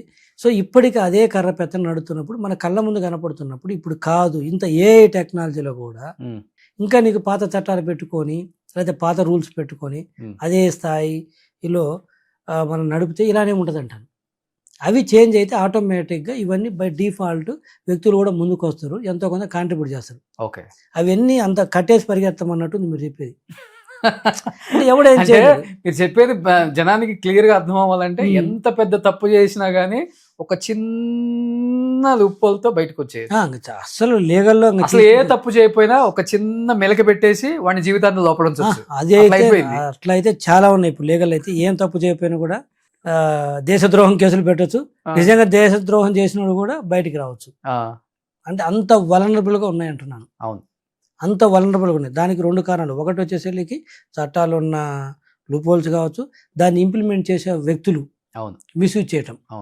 ఇప్పుడు ఓపెన్ సీక్రెట్ మాట్లాడుకుంటే అధికార పార్టీలో ఉంటారు. అధికార పార్టీలో ఉన్నవాడి మీద ఏ మీద కేసులు ఉండవు, ప్రతిపక్షంలో ఉన్నవాడి మీద కేసులు ఉంటాయి. అధికార పార్టీలో ఉన్నోడు ఏ తప్పు చేస్తాడో ప్రతిపక్ష పార్టీలో ఉన్నోడు అదే తప్పు చేస్తాడు, కానీ వీడి మీద కేసు ఉండదు, వాడి మీద కేసు ఉంటుంది. ఉమ్. అంటే ఎక్కడ జరుగుతుంది? ఇంప్లిమెంట్ చేసాడు సరిగా లేడు, అవును ఓపెనే కదా. అవును. ఇంకెంతకంటే ఇంకా ప్రాక్టికల్ ఎగ్జాంపుల్ ఏం కావాలి? ఈ రాజకీయాల వల్ల అడ్వకేట్ల డిమాండ్ కూడా బాగా పెరిగిపోయింది. రాజకీయాలని కాదు, అది ఒక పార్ట్. ఉమ్. జనాభా పెరుగుతుంది, ఉమ్. జనాల ఎకానమీ సైజ్ పెరిగింది, ఉమ్. ఆటోమేటిక్గా సంపద ఎక్కడ పెరుగుతుందో జనాభా పెరుగుతుందో అక్కడ లిటిగేషన్ ఎక్కువ ఉంటుంది. ఓకే. డబ్బులు ఉంటేనే కదా సార్ లిటిగేషన్. అవును. ఇప్పుడు మీకు ఒక 4 కోట్లు వచ్చింది అనుకోండి, ఏం చేస్తారు మీరు? ఓ ల్యాండ్ కొంటారు, ఓ బిల్డింగ్ కొంటారు, ఉమ్. లేదన్నా వ్యాపారం మొదలు పెడతారు. ఉమ్. ఏదో ఒకటి లిటిగేషన్ స్టార్ట్ అవుతుంది. ఇంట్లోంచి బయటికి వెళ్తేనే కదా ఏదో ఒకటి. వెళ్ళకుండా మీకు ఆ డబ్బులు లేవు, డబ్బులు లేకపోతే ఇంట్లోంచి కదలరు, ఇంట్లోంచి కదలకపోతే ఏ లిటిగేషన్ లేదు, ఏ కేసులు లేవు. సో అందుకని మనకి ఏంటంటే ఇప్పుడు లిటిగేషన్ విపరీతంగా పెరుగుతుంది. రీజన్ ఏంటంటే ఎకానమీ బాగా పెరిగింది, జనాభా పెరిగారు, దాంతో పెట్టుబడులు కావచ్చు, వ్యాపారాలు కావచ్చు, ఇలా ఇవన్నీ చేస్తున్నాం, దాంట్లో ఎంతో కొంత లిటిగేషన్ వస్తుంది. అవును. దాంతో ఏంటంటే ఈరోజు ఈ ప్రొఫెషన్కి విపరీతమైన డిమాండ్ ఉంది ఈరోజు అవును, లా అవును. ప్రొఫెషన్కి. ఇంకోటి ఏంటంటే అధికారం ప్రతిపక్షం పక్కన పెడితే మీరు 410 మంది అనధికార ఎంప్లాయీస్ ని తీసేయాలని మీరు ఒక స్టేట్మెంట్ ఇచ్చినప్పుడు అది ముందుకెళ్ళలేదు చెప్పాలంటే. ఎటువంటి చర్యలు కూడా క్రిమినల్ చర్యలు కూడా తీసుకోలేదు ఎవరి మీద కూడా. అవును. అండ్ ఇంకొకటి ఏంటంటే 377 కోట్లు జిఎస్టీ మనీ ఏదో 300 కోట్లు GST. కానీ ఒక Penalty. చైర్మన్ అది లేకుండా ఒక ఐఏఎస్ అధికారి ఆ రకంగా అంటే ఆ విషయాన్ని దాచిపెట్టడం కానీ లేకపోతే అది సాధ్యపడుతుంది అసలుకి? లెక్కలేంతనం సాధ్యపడటం కాదు అది. ఫైల్ పక్కన పడేసి చెప్పే కదా, వచ్చిందంటే టేబుల్ మీద ఉండిపోవాల్సింది. తననే ఎక్స్ అనే అతను, నేను ఆ పర్టికులర్ ఎండీనో లేకపోతే ఇంకొక సెక్రటరీని కాదు, ఓవరాల్గా అలా ఉందంటున్నాను నేను అనేది. అవును. ఆ బాధ్యత అనేది లేనితనం. అవును. బాధ్యత లేనితనము కనుక్కున్న తర్వాత వాళ్ళ మీద చర్యలు లేకపోవటం, దాంతో ఏంటంటే పక్కన పడేస్తున్నారు. అవును.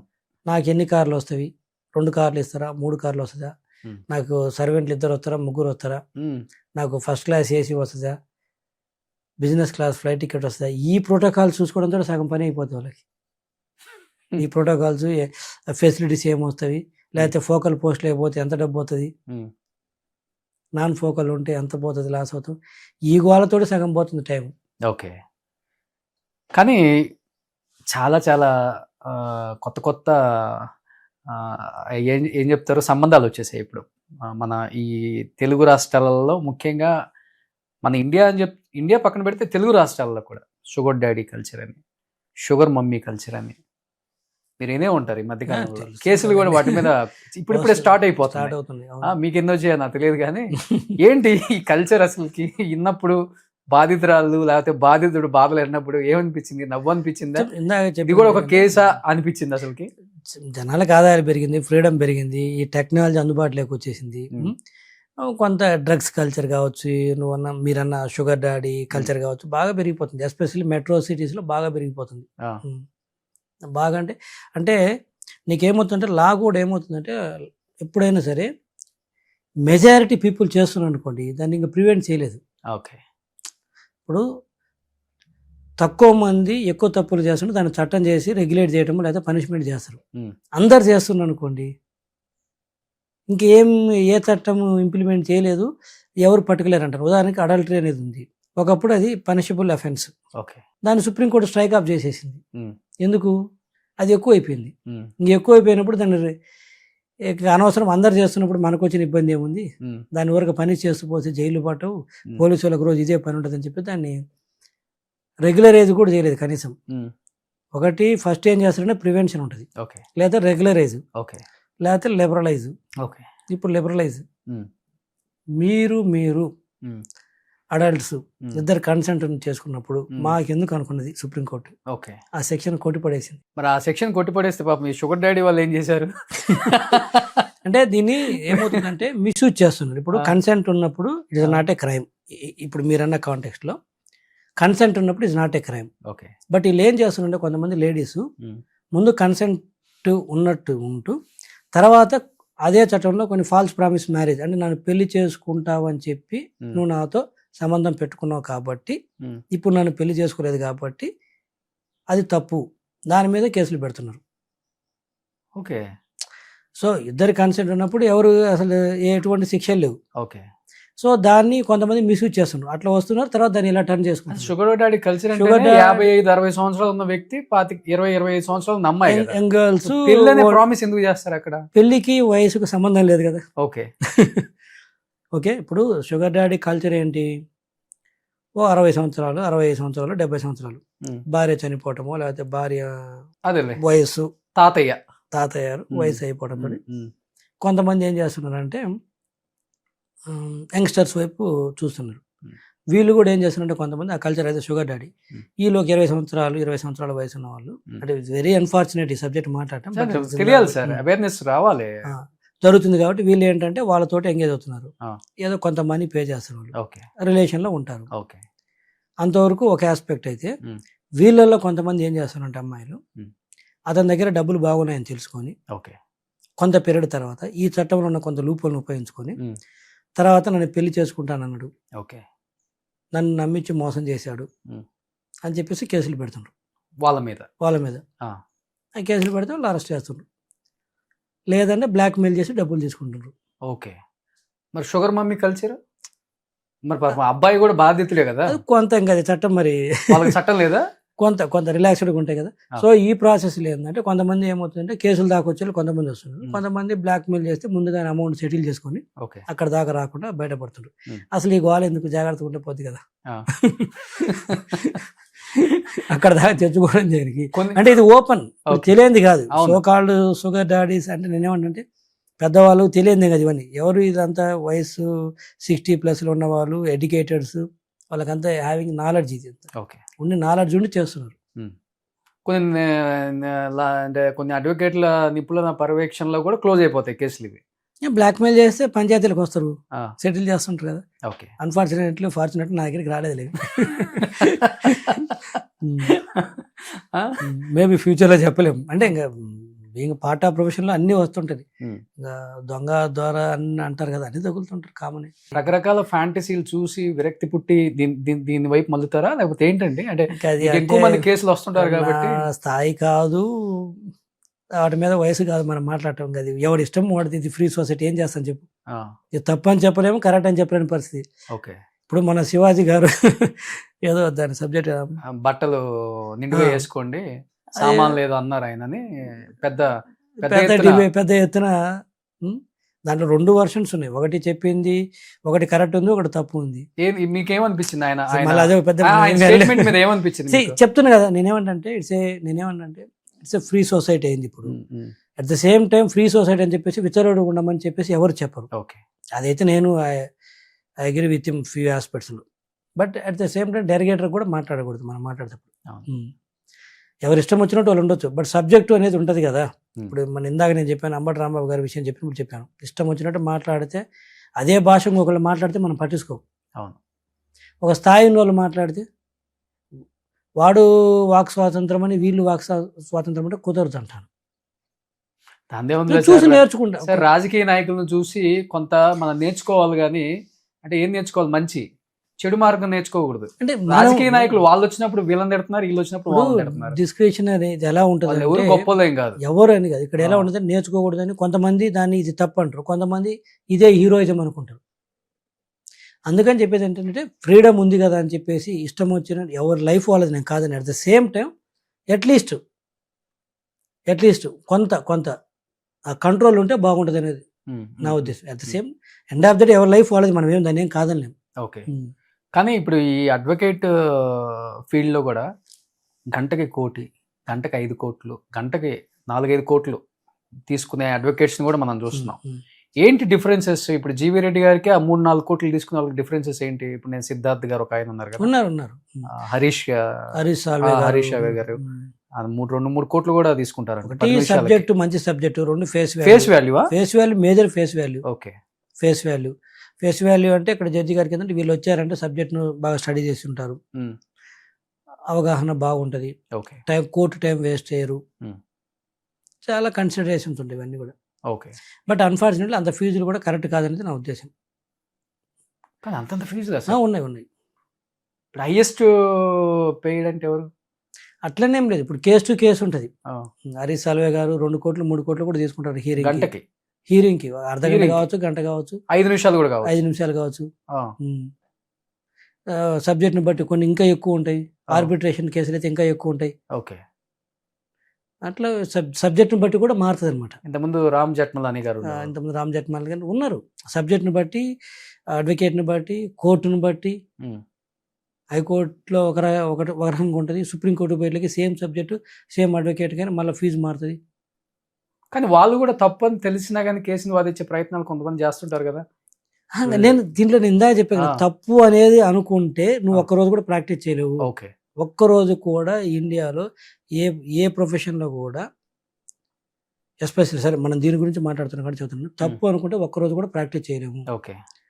నీకు వచ్చిన పని నువ్వు చేయి, నీకు అప్పచెప్పిన పని నువ్వు తీసుకో, బ్రీఫ్ తీసుకో. ఉమ్, నీకు వాళ్ళు క్లయింట్ నీకు చెప్పిన బ్రీఫ్ తీసుకుపోయి కోర్టులో ప్రొడ్యూస్ చేయి. జడ్జి గారు will decide whether it correct or not అన్నది. అక్రాస్ ద టేబుల్ మేము డిసైడ్ చేయకూడదు. ఓకే. అది కొన్ని తప్పు అని తెలిసినా, కొన్ని కరెక్ట్ అని తెలిసిన, సరే మాకు కరెక్ట్ అని తెలిసిన కోర్టుకు పోయి ఓడిపోయిన కేసులు ఎన్ని ఉంటాయి, శిక్ష పడట్లేదా? వాడు తప్పు చేయలేదు జెన్యున్గా, అది మేము నమ్ముతాం ఫ్యాక్ట్. బట్ కోర్టుకు పోయి కొన్నిసార్లు కుదరక వేరు వేరు సర్కమ్స్టెన్సెస్లో ఎవిడెన్స్లతోటి ఇది శిక్ష పడిన వాళ్ళు ఎంతమంది ఉన్నారు మరి? ఒక చిన్నది జీవిరెడ్డి గారు, చాలా పెద్ద తప్పు, సొసైటీలో అందరూ కూడా చీకొట్టే అంత పెద్ద తప్పు. దానికి చూస్తేనేమో 15-20 సంవత్సరాలకు కూడా పడుతుంది జడ్జిమెంట్ రావడానికి. అసలు ఏంది దానికి ఆ రోజు కూడా జడ్జిమెంట్ వచ్చిన కేసులు బొచ్చుడు చూసాం మనం. ఉన్నాయి, కళ్ళతో కూడా చాలా ఉన్నాయి, చూసుంటారు. ఉన్నాయి, ఉన్నాయి. అంటే మీ లాయర్లు, అడ్వకేట్లు ఏం చెప్తారంటే సింపుల్గా ల్యాక్ ఆఫ్ టైమో, లేకపోతే జడ్జెస్ ల్యాకో, లేకపోతే అడ్వకేట్స్లో అంటే టైం అంటే రకరకాల ఏదేదో చెప్తుంటారులే మీ భాషలో. అది నేను పెద్దగా అడ్జస్ట్మెంట్స్ అనుకోవచ్చు, ఆ. whatever it may. ఇప్పుడు చిన్నది, ప్రత్యూష గారు చనిపోయి 24 సంవత్సరాలు అయింది. సుప్రీంకోర్టు నిన్న ఇచ్చింది సిద్ధార్థ రెడ్డి ఎక్కడ అవును. లొంగిపో అని. అవును. ఇది తప్పని యావత్ ప్రపంచానికి మొత్తానికి తెలుసు. ఆ అమ్మాయిని దారుణంగా చంపేశారు. కానీ 24 సంవత్సరాల తర్వాత సుప్రీంకోర్టు ఇప్పుడు తీర్పిచ్చింది. అసలు ఏం లేని దానికి రేపొద్దున తీర్పిచ్చింది కూడా చాలా చూసాం కదా మనం. ఎలా చూడొచ్చు అసలు వీటిని? అంటే అదే ఆ గ్యాప్ చాలా ఉందంటున్నాను. ఇప్పుడు బాధ ఏంటంటే ఏం చేయలేని పరిస్థితి, ఇట్లా మాట్లాడుకోవడం తప్పితే ఒక వ్యక్తిగా ఒకళ్ళు ఇద్దరు ఏం చేయలేని పరిస్థితి. బట్ ఇదైతే ఇది చిన్న ఎగ్జాంపుల్, ఎందుకు అది కూడా చెప్తున్నా. స్కిల్ డెవలప్మెంట్ దాని మీద ఎక్కడో ఉన్న నంద్యాలలో ఉన్న చంద్రబాబు నాయుడు గారిని అరెస్ట్ చేసుకుని వచ్చి రాజమండ్రి సెంట్రల్ జైల్లో వేశారు. చిన్న ఎగ్జాంపుల్, అదే చెప్తున్నాను మీకు. అంతేకాదు, ఒక మాజీ ముఖ్యమంత్రిని ఆడ కరెక్ట్గా ఎవిడెన్స్లు కూడా ఉన్నాయో లేదో కూడా వెరిఫై చేయకుండా తీసుకొచ్చి 50 రోజులు పైన జైల్లో పెట్టడం జరిగింది.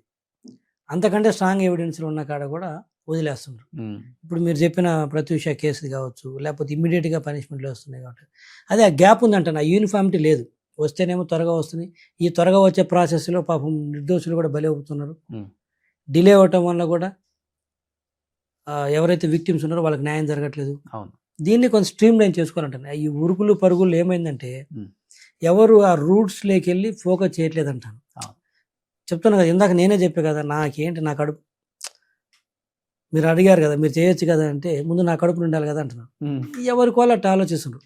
నేనేమంటే అందుకని అధికారంలో ఉన్నప్పుడు, ప్రభుత్వంలో ఉన్నప్పుడు కొంత సమయం తోటి వాళ్ళు కూర్చొని కొంత ఓపిక తగిన చేయగలిగితే గిన డెఫినెట్గా కొన్ని రిఫార్మ్ చేయొచ్చు అనేది నా ఉద్దేశం.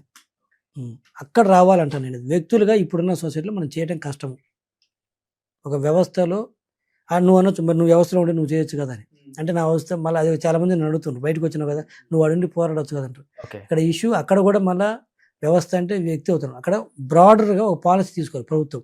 ఎస్, ప్రభుత్వం ఒక పాలసీ తీసుకొని వచ్చి నువ్వు కూర్చుంటే కొన్ని పనులు అవుతాయి. తప్పితే చాలా మంది అంటారు నువ్వు 5 మినిట్ చైర్మన్గా నువ్వు రిజైన్ చేసి వచ్చి ఉండి పోరాడవచ్చు కదా అంటారు. వాళ్ళకి అర్థం కాదు అంత ఈజీగా. సర్టన్ థింగ్స్ బయట ఉండి చెప్పడం ఈజీ. అవును. లోపలికి వెళ్తే డిఫరెంట్గా ఉంటుంది.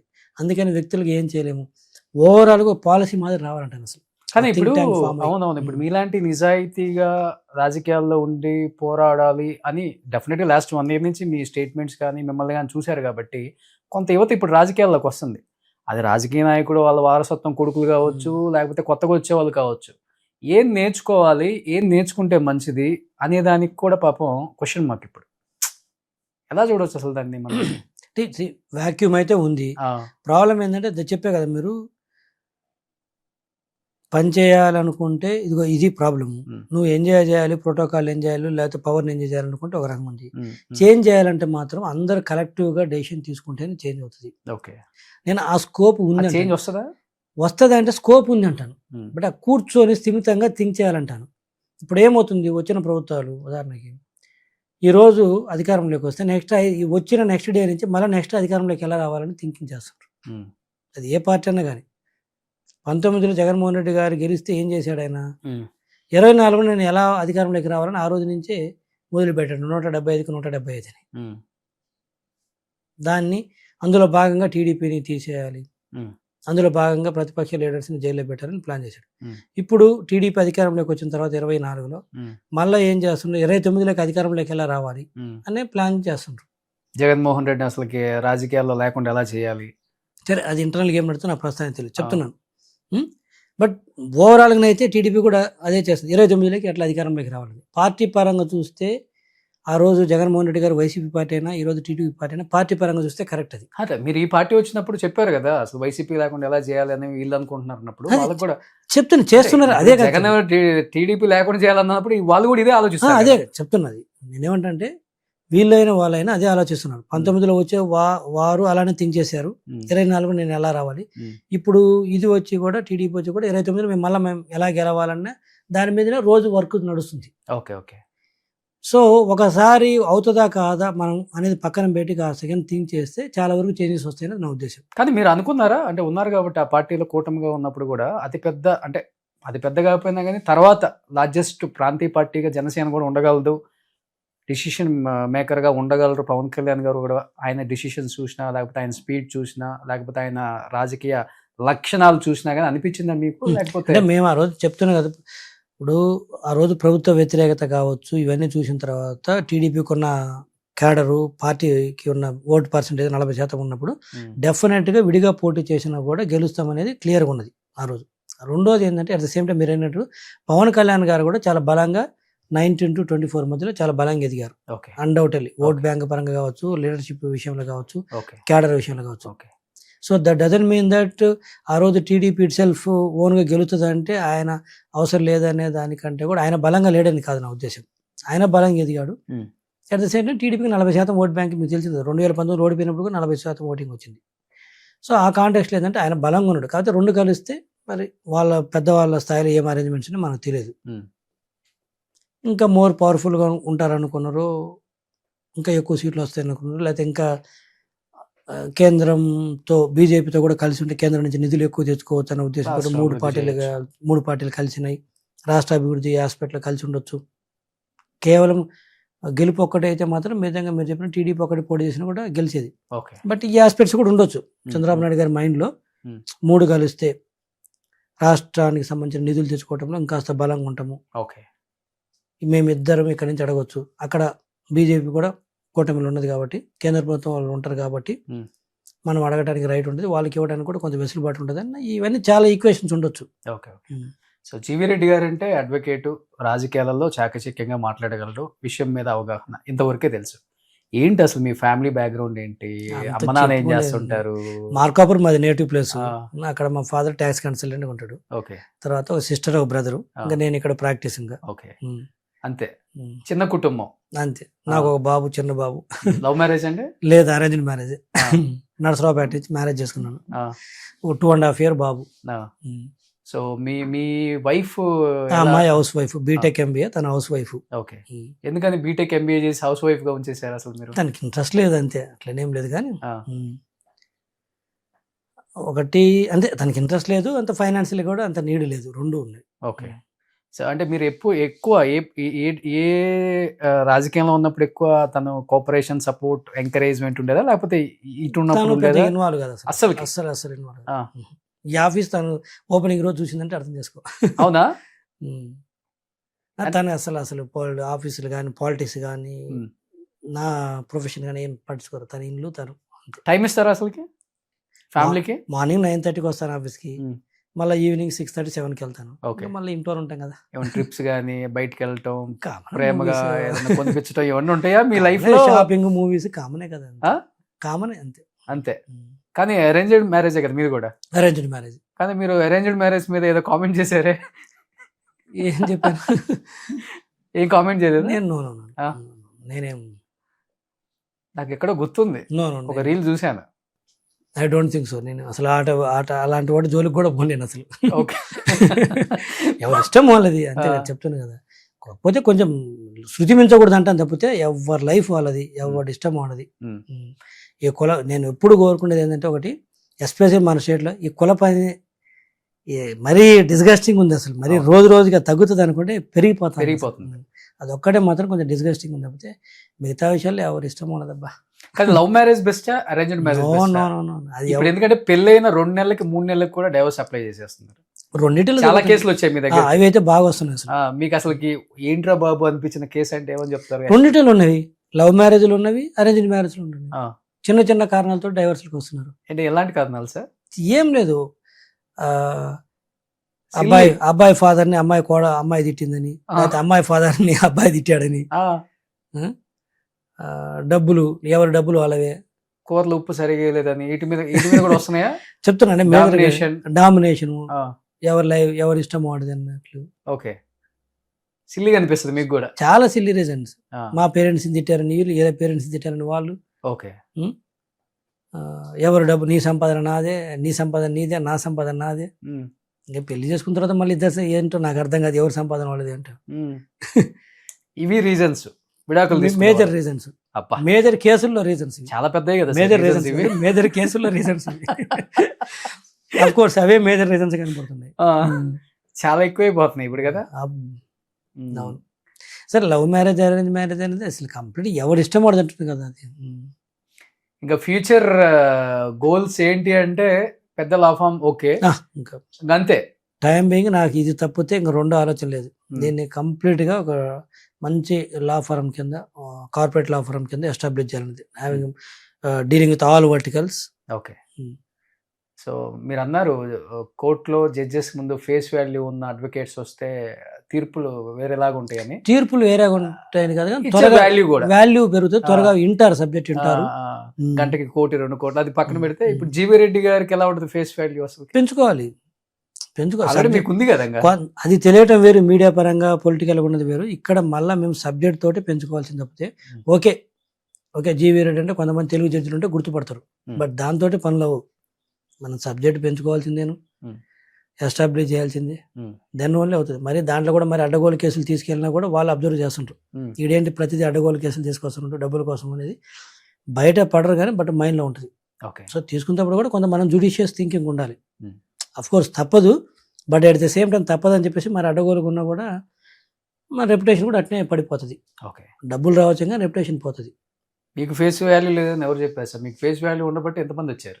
ఓకే, మరి నిలబెట్టుకోవాలి, నిలబెట్టుకోవాలి, డెవలప్ చేసుకోవాలి.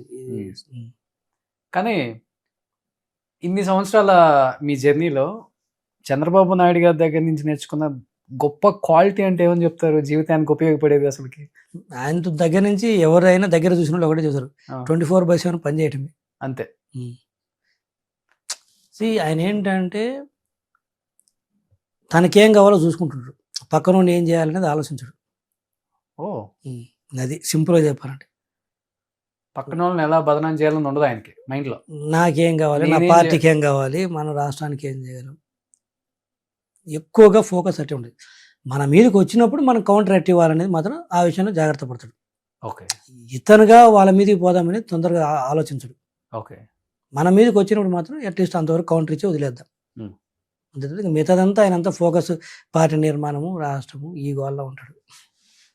అన్నిటి మించి ఏంటంటే పని, ఎప్పుడు ఎంగేజ్ అవుతాడు, ఏదో ఒకటి ఎంగేజ్ అవుతాడు, ఖాళీగా అయితే ఉండడు. అంటే పేరు నాని కూడా ఒక డిబేట్ లో కూడా అన్నారు TV9 లో, వాళ్ళ వైఫ్ మీద కేసులు పెట్టాలి, అరెస్ట్ చేయాలని చూసినప్పుడు ఆడవాళ్ళతో ఏం పని అయ్యా మీకు, ఎవరంటే వాళ్ళ మీద చూసుకోవాలి కానీ ఇంట్లో ఆడవాళ్ళతో మీకేం పని అని చెప్పి తిట్టి ఆ రోజు ఆయన ఆపిచ్చారు. అది అంటే నేను దాదాపు 3-4 సంవత్సరాల దగ్గరగా చేసినాం కదా. ఈ రోజు నేను బయటకు వచ్చి మళ్ళీ వాళ్ళ ప్రాపకం కోసమో లేకపోతే ఇంకోటి కాదు, నేను చెప్పాను కదా, మళ్ళీ వెళ్ళే ఉద్దేశం కూడా లేదని చెప్పాను. మీరు ఫస్ట్లో అడిగారు పసుపు కండవ కప్పుకుంటారా మళ్ళీ అంటే, అసలు పసుపు కండవే కాదు, రాజకీయ కండవ కప్పుకునే ఉద్దేశాలు లేనప్పుడు వదిలేసారు. అంత పెద్ద స్టేట్మెంట్ చెప్పలేదు, అది కరెక్ట్, నేను అగ్రీ కానీ దాన్ని కాదని. కానీ పవన్ కళ్యాణ్ గారు కూడా సినిమాలు తీనన్నారు, చిరంజీవి గారు కూడా సినిమాలు తీనన్నారు. అగ్రీ, నేను కాదని కానీ, అంటే ఆ రోజు పరిస్థితులను బట్టి తప్పదు ఎవరికైనా. అది మేబీ నేను కాదని కానీ, బట్ నేనేమంటే అదేదో కొంతమంది అనుకోవచ్చు జీవీ రెడ్డి ఏంటి ఇంకా పార్టీ నుంచి బయటకు వచ్చిన తర్వాత కూడా ఆయన మీద విధేయత ప్రకటిస్తుండు అనేది రావచ్చు కొంతమంది. ఇట్స్ నాట్ అబౌట్ ఏదో లాయల్టీ విధేయత ప్రకటించడం అని కాదు.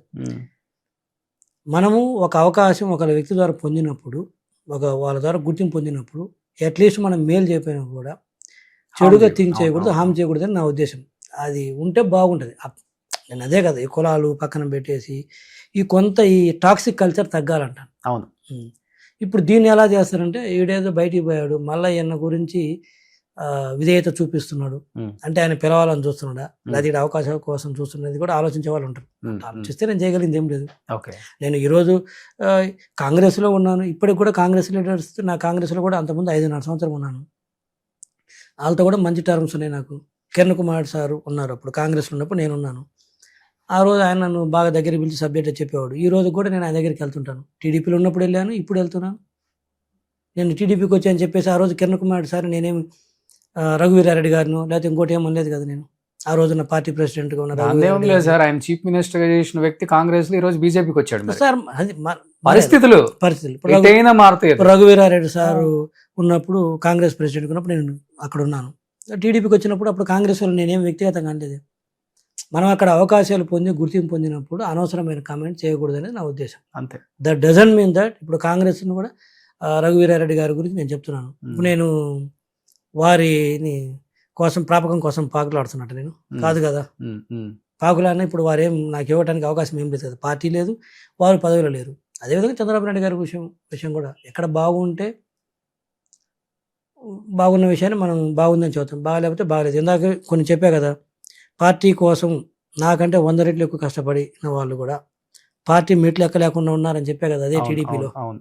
సో 2 వర్షన్స్ ఉంటాయి. దాన్నే ఉంది. తెలంగాణ రాజకీయాల్లో కూడా చాలా ఫాస్ట్ గా వచ్చే టాలెంట్ మీ దగ్గర ఉంది, విషయం మీద అవగాహన, మంచి సబ్జెక్ట్ మీద మాట్లాడతారు. మీలాంటి వాళ్ళ అవసరం కూడా ఇక్కడ పార్టీలకు కూడా ఉంటుంది. బీఆర్ఎస్కి కావచ్చు, కాంగ్రెస్కి కావచ్చు. అందులో రెడ్డి కాబట్టి రేవంత్ రెడ్డి గారితో ఈక్వేషన్ కూడా బాగుంటుందేమో, దాందే ఉందిలే కానీ క్యాస్ట్ బట్టి నేను చెప్తున్నా. ఇట్స్ అబౌట్ ఇవన్నీ కూడా కొంత ఎంట్రీ ఇవ్వగలవేం కానీ, ఇవన్నీ కూడా కొంతవరకు ఉపయోగపడతాయి కానీ, బట్ నెక్స్ట్ వచ్చేసరికి నీ క్యారెక్టర్, నీ పర్ఫార్మెన్స్ ఇవే ఉపయోగపడతాయి ఎక్కడైనా సరే. దాని మీద నమ్ముకొని ఎవడన్నా ముందు పోతే అంతకన్నా ఫూలిష్నెస్. ఓకే, చెప్పాలంటే మంచి హీరో మెటీరియల్ లాగా ఉంటుంది మీ ఫేస్, మీరు కట్అవుట్. కొంచెం హైట్ తక్కువనే కానీ మంచి బాగా మెయింటైన్ చేస్తారు. ఏంటి అంటే ఎక్కువ కాన్సన్ట్రేషన్ బాడీ మీద ఎక్కువ పెడతారా? నా డైట్ పర్ఫెక్ట్ ఫాలో అవుతుంది. అవునా? పర్ఫెక్ట్. అసలు ఆ విషయాలు అసలు డ్రెస్ చేసుకున్న, టక్ చేసిన, మంచి డైట్ విషయంలో అతికిచ్చినట్టే ఉన్నాయి మీకు. డైట్ విషయాన్ని అసలు కాంప్రమైజ్ గాను. Daily 1 hour walking, 45 minutes gym. Okay. ఎక్కువ ఏం చేస్తారు? బైసెప్స్ అన్ని బాడీలో స్ట్రెంత్ ట్రైనింగ్, స్ట్రెంత్ ఎక్కువ చేస్తారు. Strength training and walking. Okay. Proper black coffee, green tea. No coffee, no tea, coffee లేదు. ఓకే, బాగా. నాకు కూడా బ్లాక్ కాఫీ. కార్బ్స్ తక్కువ, ప్రోటీన్ ఎక్కువగా, ఫైబరు. ఓకే. ఎప్పటికప్పుడు 3 months ఒకసారి అంటే ఎవరైనా చేయించుకోవాలి, బ్లడ్ టెస్ట్ చేయించుకోవడం, అన్నీ చూసుకోవాలి. LDL, HDL కావచ్చు, ట్రైగ్లిజరైడ్స్ కావచ్చు, HB1AC కానీ ఇవన్నీ చెకప్ చేసుకుంటూ పెట్టుకుంటూ జాగ్రత్తగా ఉంటే హెల్త్కి మించింది లేదు అసలు. మనకి ఇంకా ఏజ్ పెరిగే కొంది హెల్త్. ఇప్పుడు ఏమవుతుందంటే చాలా మందికి ఎక్కువ ఏజ్ వచ్చిన తర్వాత అవకాశాలు వస్తాయి. అవకాశాలు వచ్చడానికి ఆరోగ్యం సహకరించదు. అంతే కదా. మజిల్ స్ట్రెంత్ ఆరోగ్యం అంటే నాట్ అబౌట్ మజిల్ అని కాదు, ఎనీథింగ్. బాగా వయసు వచ్చేటానికి అవకాశాలు, మంచి PR పెరుగుతుంది, డబ్బులు వస్తాయి, నాలెడ్జ్ పెరుగుతుంది. కానీ పని చేయాలంటే ఆరోగ్యం ఉండదు. ఇటు సరిగా నడవలేకపోతున్నాడు, పదవి ఇచ్చిన వేస్ట్ అంటారు అప్పుడు. That's all. అందుకని that is the most important. అన్ని బాగా ప్రిపేర్. మనం హెల్తీగా ఉంటేనే ఎవడైనా దగ్గరికి రానిస్తాడు, ఏదైనా చేయగలం మనం. అంతే. సూపర్. అంటే ఒక 70 మెయింటైన్ చేస్తారు వెయిట్, అంతేనా? 66. Good weight. Super sir. ఇలానే హెల్దీగా, థ్యాంక్ యూ, అండ్ సంతోషంగా. అవకాశం అనేది మీరు అన్నట్లుగానే ఏజ్ లేని రావచ్చు, అది మనం చెప్పలేం. రేపు 2029లో మీరే మంత్రి అవ్వచ్చు. పొలిటికల్ అంటావు, ఇంకా తర్వాత చూద్దాం. ఇప్పుడైతే ఆలోచన ఏం లేదు. నా ఫోకస్ అంతా ఫరం, అంతే, లా ఫరం, అంతే. సూపర్. చాలా చాలా థ్యాంక్స్ జీవి రెడ్డి గారు. థ్యాంక్ యూ రోషన్ గారు, థ్యాంక్ యూ. ఎందుకంటే ఇంత జరిగిన తర్వాత మళ్ళీ ఏదో ఒక కాంట్రవర్సీ ఉంటుంది. ఎందుకంటే మీకు ఒక ముక్కుసుడితనం ఎక్కువ ఉన్నది, ఉన్నట్లే కొండ బద్దలు కొన్నట్టు మాట్లాడతారు. కానీ రాజకీయాలు ఇది ఉండకూడదు. ఉండకూడదు. ఆ, అదైతే వాస్తవం. సో కెమెరా ముందేమో అబద్ధాలు చెప్పాలి, బయటకు వచ్చిన తర్వాత ఇవన్నీ కామన్గా ఉంటాయి, కానీ మీకు ఇది చేత కాదు. అదే అందుకే రాజకీయాల్లో ఇమ్మడలేకపోయారు. బిఫోర్ కెమెరా కూడా స్టార్ట్ అయ్యే ముందు కూడా మనం మాట్లాడుకునేది అదే అక్కడ. దాని దీనికి డిఫరెన్స్ ఏముంది?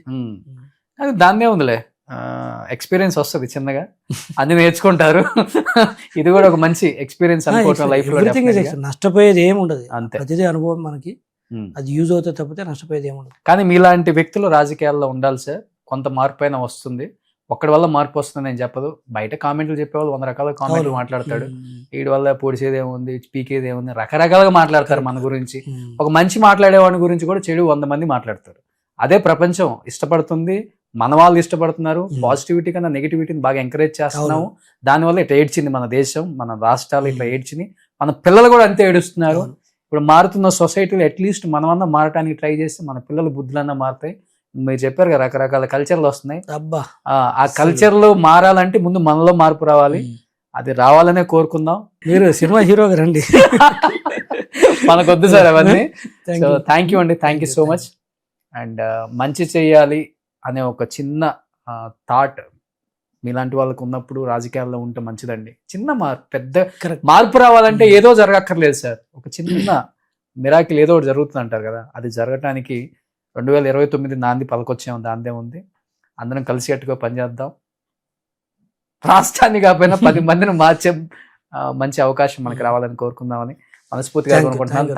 Thank you so much GV Reddy గారు. థ్యాంక్ యూ రోషన్ గారు. సుమన్ టీవీలో మీ పర్సనల్ అండ్ బిజినెస్ ప్రమోషన్స్ కోసం కింది నెంబర్కి కాంటాక్ట్ చేయండి.